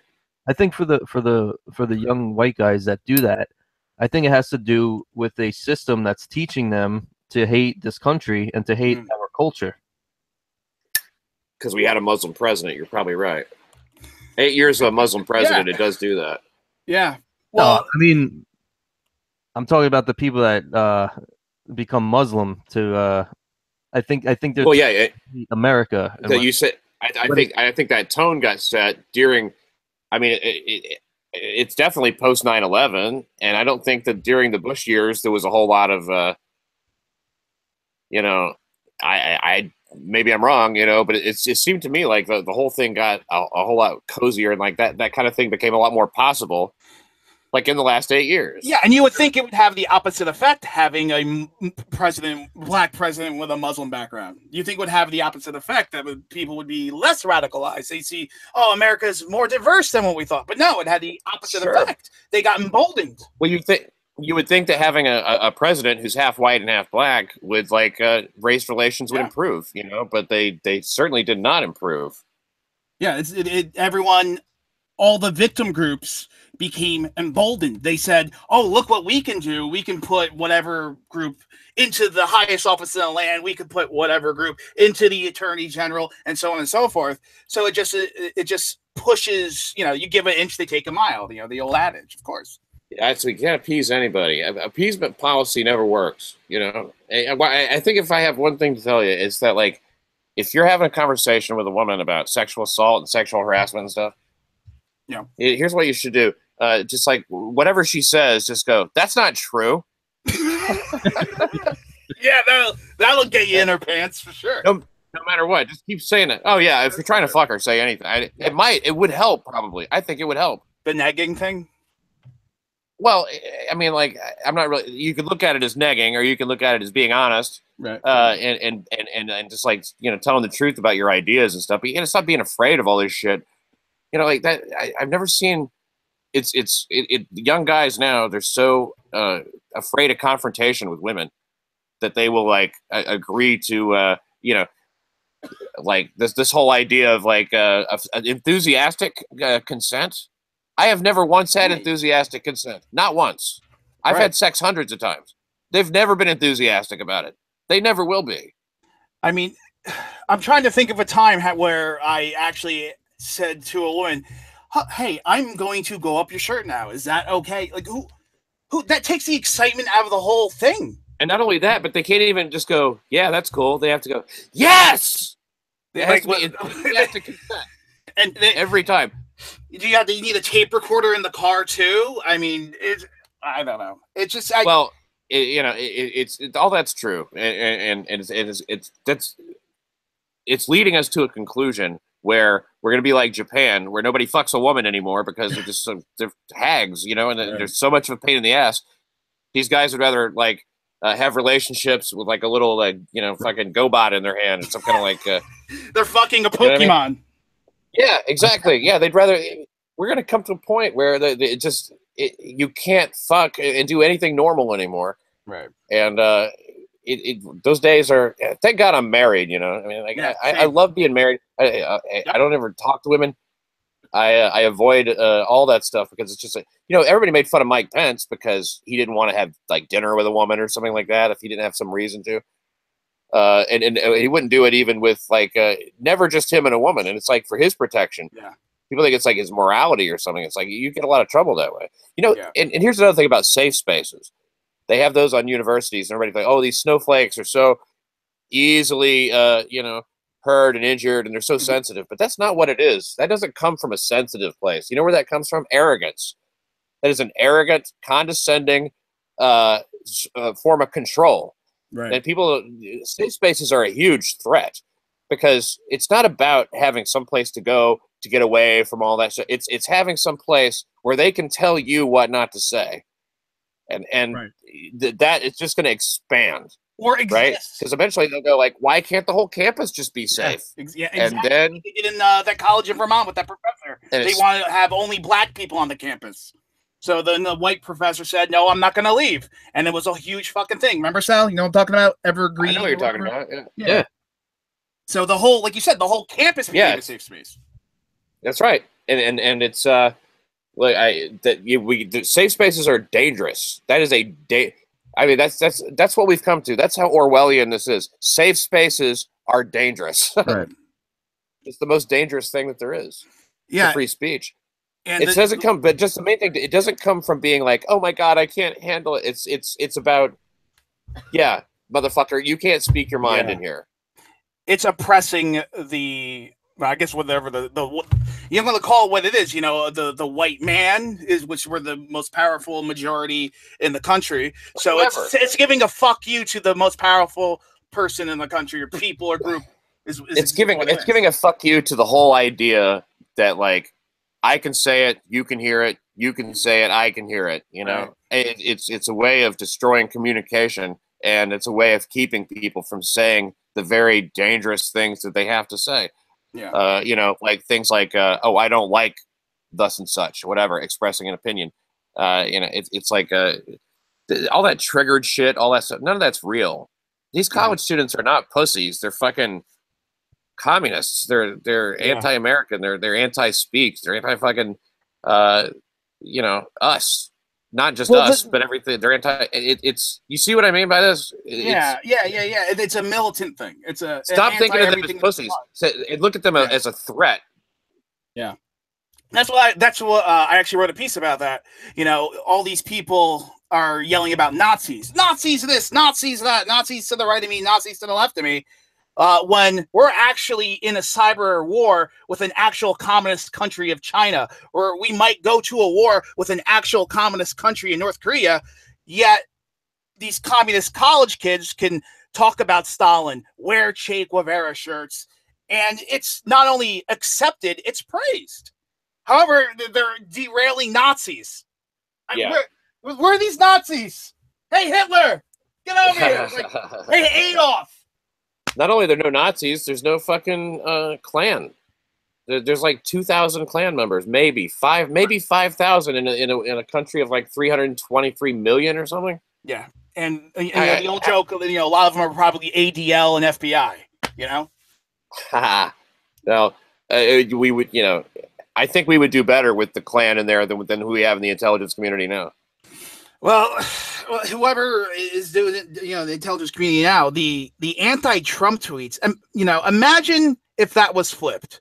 Imagine, the text, you mean? Yeah, the text. If an FBI agent was investigating Obama and the same thing was said, but just flipped on you know, of course. Well, I mean, 8 years ago, there would be major outcries. Cities would be burning. Well, yeah, they would. And it took a lot less, you know what I mean? People get more upset about, like, you know, somebody fucking puts a noose up at a fucking Pep Boys someplace, you know, if somebody walks into work and is horrified, than they do the fact that apparently our intelligence community is some kind of a fucking, I hate to use the term, but it's like some kind of shadow government. But they, you know, the guy did meet with Fusion GPS, that Orr guy. He got demoted, which is not enough. He should be charged. That whole fucking dossier was funded by the DNC, Hillary Clinton. We all know that. This is fact. This is fact. Yeah. This has been and discovered. There's Russian connections to the dossier as well. And there's Russian connections to the dossier. And the guy's wife, Orr's wife, was working at Fusion GPS at the time. Yeah. And on and on and on. This is you can just see the whole path of it. I mean, even when Hillary got investigated, right? Yep. Remember that? And they said, go ahead, smash up your fucking communication devices with hammers. With hammers, yeah. I mean, what? Obviously, they had nothing to hide, because that's what you always do when you have nothing to hide. You smash it, and they bleach the server. They use the bleach bit. I mean, if I ever you know, sell my computers or anything, I'm going to use bleach bit, because apparently you can get away with any cybercrime with this software. Yeah, it's incredible, and it's an amazing time we live in for Hillary. I think she must know, between she and Bill, they must have so much dirt on everybody in the intelligence community that they're just like, we're just going to kind of like tap dance until everybody forgets about this, and hopefully Trump will, you know, go down for, you know, forcibly kissing a girl in an elevator or some shit. Well, a lot of these, you know, politicians in the Me Too movement used to beg Hillary and Bill for money, like Trump tweeted, you know, with Kristen Gillibrand, the senator from New York.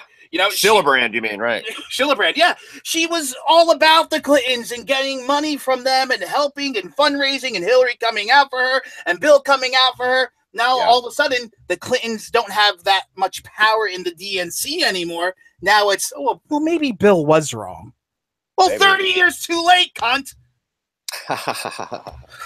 Well, I'm just laughing because you called her a cunt.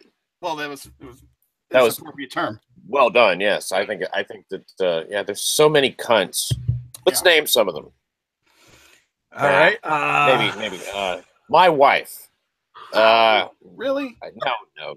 Of course she's a cunt. It's her right, though. Right. You cannot marry somebody who's not a cunt. Let me think about that. You're gonna have a hard time getting your cake. Yeah. Hold on. What'd you say, Sal? Go ahead. Say it. No, I wouldn't. I wouldn't say more passionate than cunty. Like, Gillibrand's a shill cunt. A shrill shill cunt is what she is. I'm not saying that. Sally sells she shall no. She's shrill. Well, didn't she? I didn't like hear her say all this about. It was a anti-woman smear, a misogynist smear, whatever she said. You know, a sexist smear. What was the smear? Elizabeth Warren said it was slut shaming. A pap smear. Sluts should be ashamed. You're right. I mean, it's not like you can call somebody a slut and it's no big deal. It's an insult, right? If I say, "Oh, you're a slut," that's bad, right? I don't get it. They should be ashamed. If they're not, then they're a shameless slut. I'm confused with the whole empowerment thing. I thought slut is a good thing. I don't. Well, see, the problem is we're going to the women for our answers. We got to stop. We're going. They don't have the answers. Shrill. They don't have the answers. Cunts. Yeah. We say what shit is now. Okay. Yeah. We don't. Oh wait, I'm confused. I thought no, fuck you, shameless slut. You should be ashamed. That's it. You see what I mean? That's some gourmet shit. Yeah, that's some gourmet shit. That's fucking, come on with some gourmet shit. It's fucking woke, Pat. That's woke. That's woke. Gotta watch out. Yeah. Getting there. Right. Getting to a different woke. level. Woke as fuck. Woke as I've fuck. given up on comedy, so I figure, hey. Yeah. Anyway, I know we've been going a long time, but I'm having Have fun. we? So yeah, we're just getting warmed up, right? Getting warmed up. If you My don't, throat hurts. I think it's all the talking. yeah, that might, yeah, could be it. Do you have your chloroseptic spray? I do actually. Yeah, there you I'm go. going to use a little. There you go. Thank you for that suggestion. There you go. See, I'm always thinking out. Always looking out. Think out. I'm thinking out and looking out, and I'm look inward, but think outward. Yeah. Think globally, act locally. Buddhism and buy American. Buy American. And remember, American cars. Stop listening to women. They don't know anything. Yes. They're making it up as they go. Give them an inch, they'll take a mile. They've already taken 10 miles. Stop it. They took Germany. They took Europe. You only need 3 words. That's not true. That's all you need. Because the old joke was the only 2 words you'll need to know in marriage is yes, dear. That's like such a cuck thing, you know? No, it was a time. You're wrong. That was kind of a sweet, funny thing. You know, we all pretended like that was the way it is. Yes, but now it is. Yeah, and it was, and now they're doing it that way. Yeah. Now I don't know how anybody gets married to anyone. You know, people get married much later now than they used to. And it's because it takes women longer to grow out of this shit than it used to. Yeah. I mean, my 10-year anniversary is in one day. Congratulations. One day. Yeah. 10 years. This is a great prelude to that too, by the way. Yeah. My wife's going to listen to it and be like, well, how lovely. What a gift. Your marriage is strong, Ian. Yeah, you've got a good woman, and you got a good life. You know, I'm envious. Yeah, me too. I love not being able to move for hours. It's awesome. Oh, I'm sorry. I forgot you were. I didn't know you were a victim. Now. Yeah, now I'm a victim. See, now I get special privileges. I get a safe space. What else do I get? Do I get free college too? Well, you're intersectional AF. Yeah. Holy shit, I'm intersectional. Yeah. Jeez. So hey man, you know what? You might need to switch teams. Yeah, maybe I'll become a liberal. Pat, real quick, American Renaissance put out this hate hoax map. You know Jared Taylor's website? Hate hoax? Yeah, hate hoax map. And since 2015, it describes all the hoaxes, the hate crime hoaxes. Oh, that's great. Yeah, and it breaks it down. And there's probably been like what, 5, 6? No, hundreds of fake, you say? Yeah, hoaxes, and lots of just them like the rapes. Yep, just like the rapes, hate crimes almost never happen. Yep. Here, real quick. Here, let's go for it. It is clear from the map that hoaxes occur in virtually every state and are most common in population centers, so the cities. It is also clear from the fine-grained sorting of data that it is possible using filters that the 101 people who perpetrated hoaxes, so 101 people did the hoaxes in 2 years. 101. Yep, 101 Dalmatians and 101 blacks. Now, by far the largest number, 44 fabricated acts of bias against blacks. The next most common victim categories of fake bias crimes were Middle Eastern Muslims and non-whites in general. So it was mostly fake crimes, you know, like you said, the noose at the Pep Boys. Right. You know, well, I guess the ones that aren't fake are gays. There's a lot of hate crimes against gays, apparently.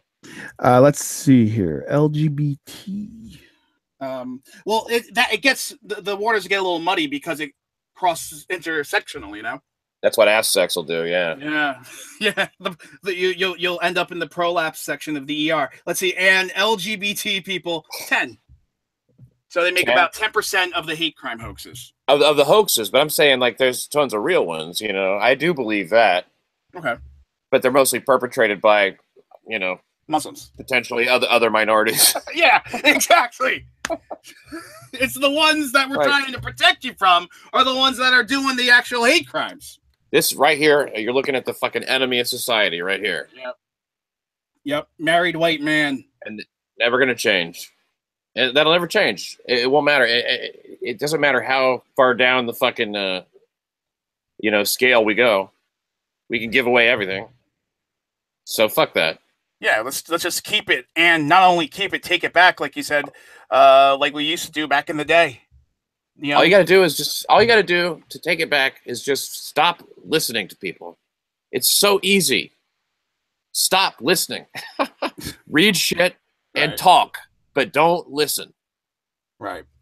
Because our education system is set up to regurgitate, you know, to get the information in your brain and then regurgitate it onto a piece of paper and then move up a grade and so on and so forth. You're not really learning or challenging or working out logic, are you? Well, it's just basically daycare for, you know, K through 12. Yeah.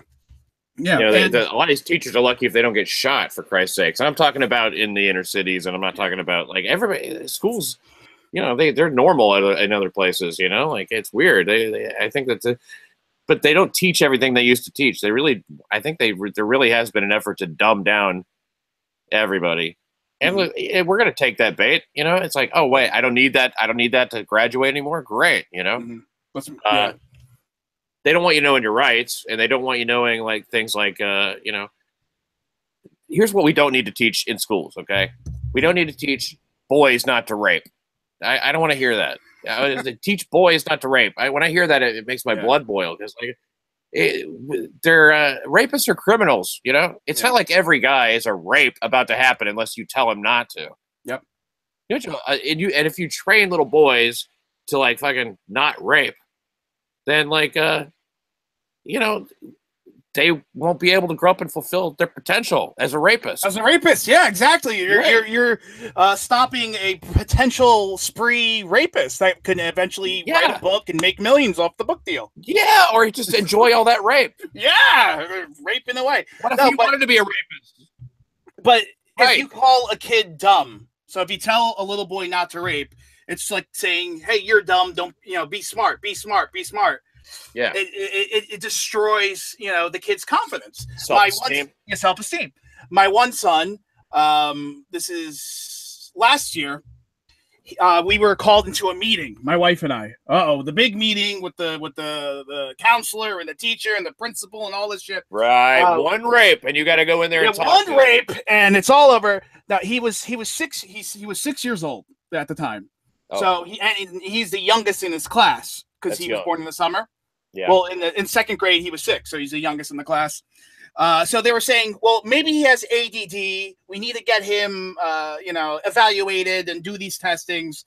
And my wife and I are talking about it. Like, I don't think so. I think it's a maturity issue. It's not an attention issue. His grades are fine. His grades are great. He gets all A's. So we said, you know what? Fuck it. Can we get him evaluated? And then if you come to your conclusion that you want to put him on medications or see a neurologist, we could not go forward with it. They said yes. So we said, okay, let's have him evaluated. Have him evaluated. You want to hear something crazy? Nothing wrong. It was a maturity issue. And the next year, he was fine. So imagine if I took their advice, went forward with the neurologist appointment, put him on medications, the kid would have been stigmatized his whole life with having a condition he doesn't have. And that's not right. You're talking about stigmatizing a kid for having a condition. He doesn't have a condition. It's just bad parenting. Yeah, just terrible parenting, never being there, you know, throwing shoes at their head when they're in the way of the TV. Listen, thank God that kid has good parents, and you know you take the time to even go down and question the whole thing. I think a lot of people don't even question what they just, you know, I think they would like to be able to medicate kids right there on the school premises, Right. without even going to a doctor. They just go with the flow. They just go, okay, if this is the problem. All right, oh, they're the professional. They went to no, educate yourself. There's this internet. They just took away net neutrality, so there's really internet out there. You know, the problem with the schools is that, you know, Obama issued that order a few years ago that you can't suspend people all the time. He said that people, you know, I never understand how they say crimes affect a certain community disproportionately, or punishments affect a community disproportionately. It's sort of like they'll change the crime, like jumping the turnstile, that affects a certain community disproportionately. Well, they violate that law disproportionately is what's happening, you know? So like to say that it like affects them disproportionately, you're a victim of punishment for a crime you committed. It's such a mind fuck. How are they even saying this? You know, it's weird. And in school, it's the same way. Yeah. In the school, it's the same way. They won't suspend anybody anymore. Expulsions went down, suspensions went down, and violence in schools has done nothing but go up. Yeah. And apparently teachers' fucking kids went up too. Right. Now, I mean, yeah, there's pros and cons to everything. All right, Pat, we're going to let you go, man. Dude, thanks. Listen, thanks for hanging out for so long. Yeah, man. Oh, my pleasure, man. Anytime. I love talking to you guys. Yeah, you know, love hanging out. Is there anything any dates coming up or? You know, I'm at Greenwich Village Comedy Club coming up like December 24th. Come and see me then. And I got some dates on a week. Hold on one second. I'm going to give you. I'm going to do it. I'm going to actually do it. Do it. Because I want people to come and see my stand-up. It's a lot of fun. Where is that book? See, that's my problem. I write shit down. Can you put it up on your website or? Oh, well, I do strongly recommend people go to crimereport.nyc. Push any episode and start listening. And the most recent one will go up, or the new one will go up in just another day or two. Yeah, and you do that one with Seth I think it'll go up tomorrow. Right, that's the one I'm talking about. Yeah, Seth Barron. Yeah, Seth Barron's great, by the way. He's very good. So you can see me at West Side Comedy Club on the 23rd of December. Right, that's a Saturday. Mm-hmm. I'm there at 10:30, and that's my time. I don't know like what the show time is. Probably 9. And then you can also see me at Greenwich Village Comedy Club that night, December 23rd. So December 23rd, the 2 late shows, 10:50 and 12:50. I'll be there. Hey, and most importantly, go to crimereport.nyc and do some listening and check out Unwifeable by Vandy Stabmiller. Yeah, and that comes out in April, and it's available on Amazon for pre-order now. Pre-order now. Awesome. All right, There's Pat, a link on my website. Yep. Thanks. Listen, man, later, guys. Thanks for staying so long and appreciate it, man. I'm in love with both of you. Mostly me. Let's admit it. I can't argue that. Bye. Especially after the Chihuahua thing.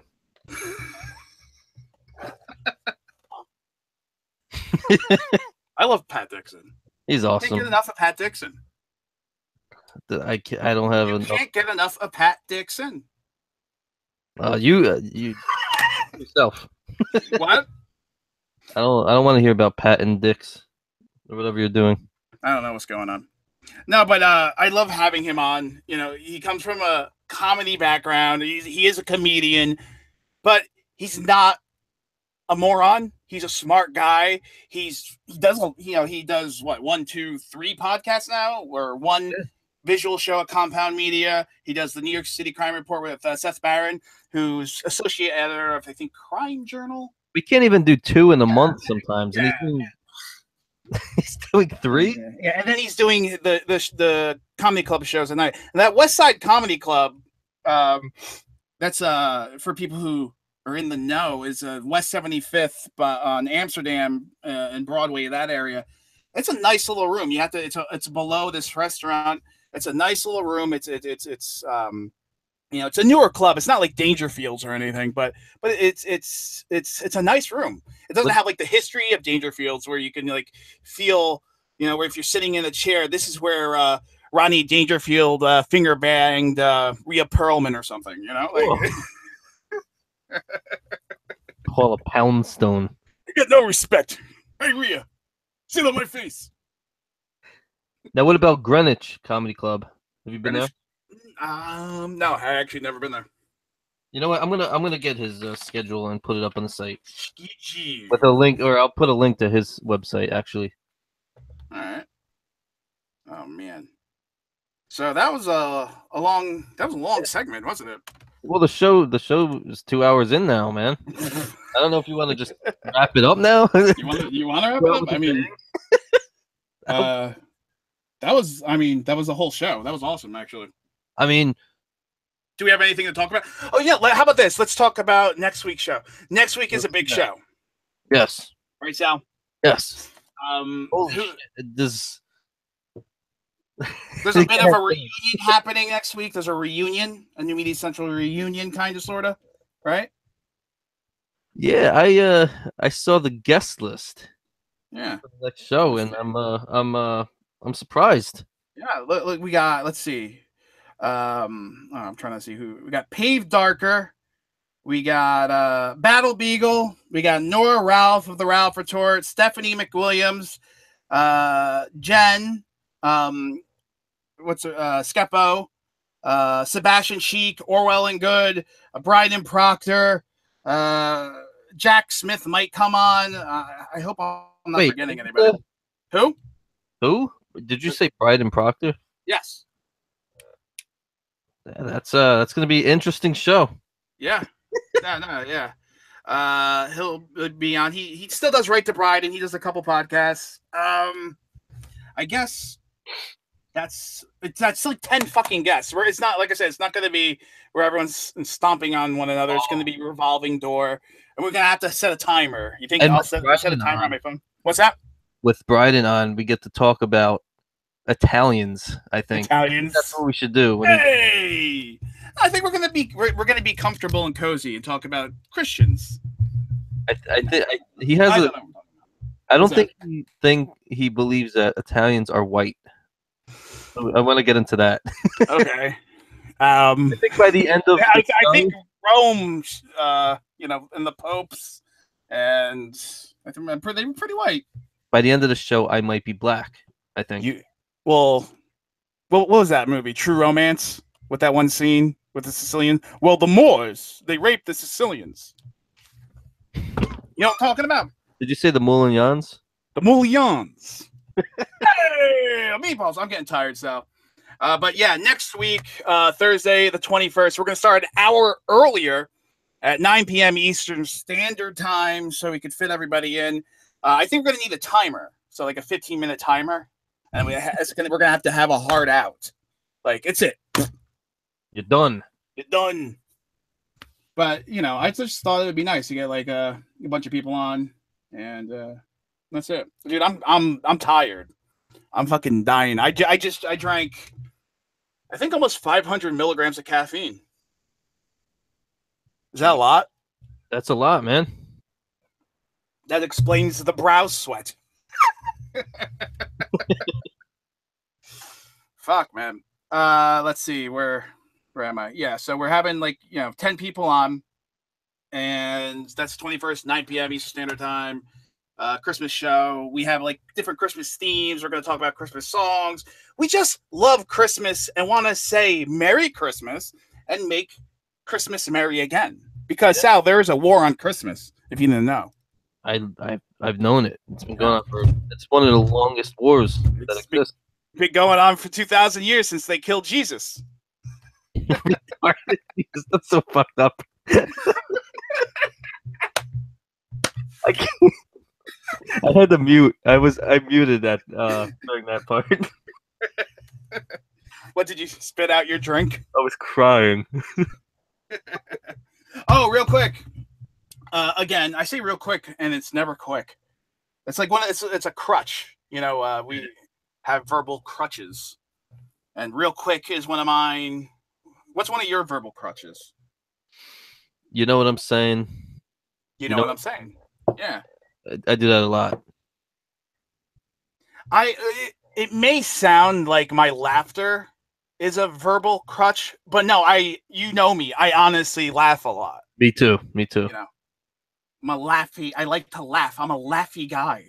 I was on mute a lot during that discussion with laughing at the two of you. My face was hurting. I forgot what was said. but I couldn't stop laughing. My wife was in the background laughing. I think we picked her up on the microphone. I forgot what it was, but it was the dog fucking. I don't know. I don't know. A lot was covered, Yeah. Muslims, dog fucking, crime, hate hoaxes. Apparently Twitter is going to be $14.99 a month. Yeah. If anyone pays $14.99 a month for Twitter, I'm going to go to their house and punch them in the gut. I don't want to go back to when the way it used to be when I had to pay for America Online. Well, I don't think you're going to get discs in the mail with 40 free hours. $9.99 an hour afterwards. Remember, you would just make different accounts and get more discs? Yeah. That's all.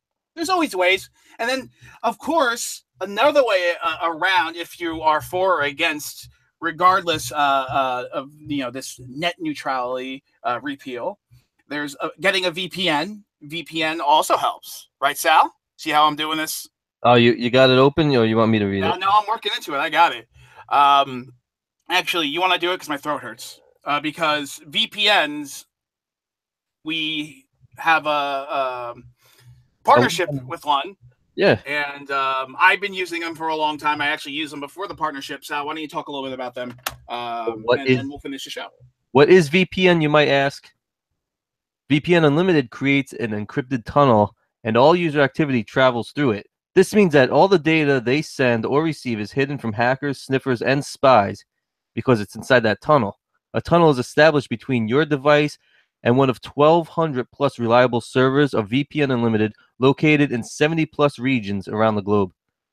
Not only your connection will be protected, your geographic location and IP will be hidden too. This will let you surf the web without any restrictions or limits. So whether you're inside your country or on a business trip, whether you're on vacation, whether you're in, your mom's basement or downstairs waiting for your wife to get done with her boyfriend, yep, you will have access to your favorite web resources, even in the regions with strict internet censorship. And also, VPN Unlimited is a cross-platform service available for iOS, Android, Mac, Windows Phone, which is Linux, Mozilla Firefox, and Google Chrome. And you can find the link on our Patriarchy Show page and I believe on the homepage, VPNUnlimitedApp.com. Oh, yeah. Well, you could go to newmediacentral.net. It's on the homepage there. And obviously in the YouTube description. We have to chill because we don't all our videos are demonetized. Not that we make a lot off the YouTube anyway. We have a donate button on our PayPal. We don't expect anyone to ever do that, so it's just the ads, and if you are going to donate, there's two things actually. One was a situation in a scenario I discovered a couple days ago. This guy, his brother is has something wrong with him. He has a severe medical condition. And the family is having an issue paying with the holidays coming up and everything. And, I vetted him. It's on the up and up. There's a GoFundMe for him. Let me find that. I'm going to put that in the description too, the GoFundMe. Let me see if I can find that. Because I actually DM'd him and, we had a conversation about it. His brother, has a little sister that looks up to him, and he's very loved by the family, and he's going through a tough time in the hospital, and with these medical conditions. I think his leg might have to be amputated, and it's a very sad situation, especially around the holidays. It sucks, man.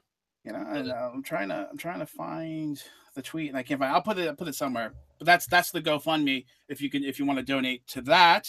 And of course, there's also Heart of a Marine Foundation, heartofamarine.org. You could donate to them.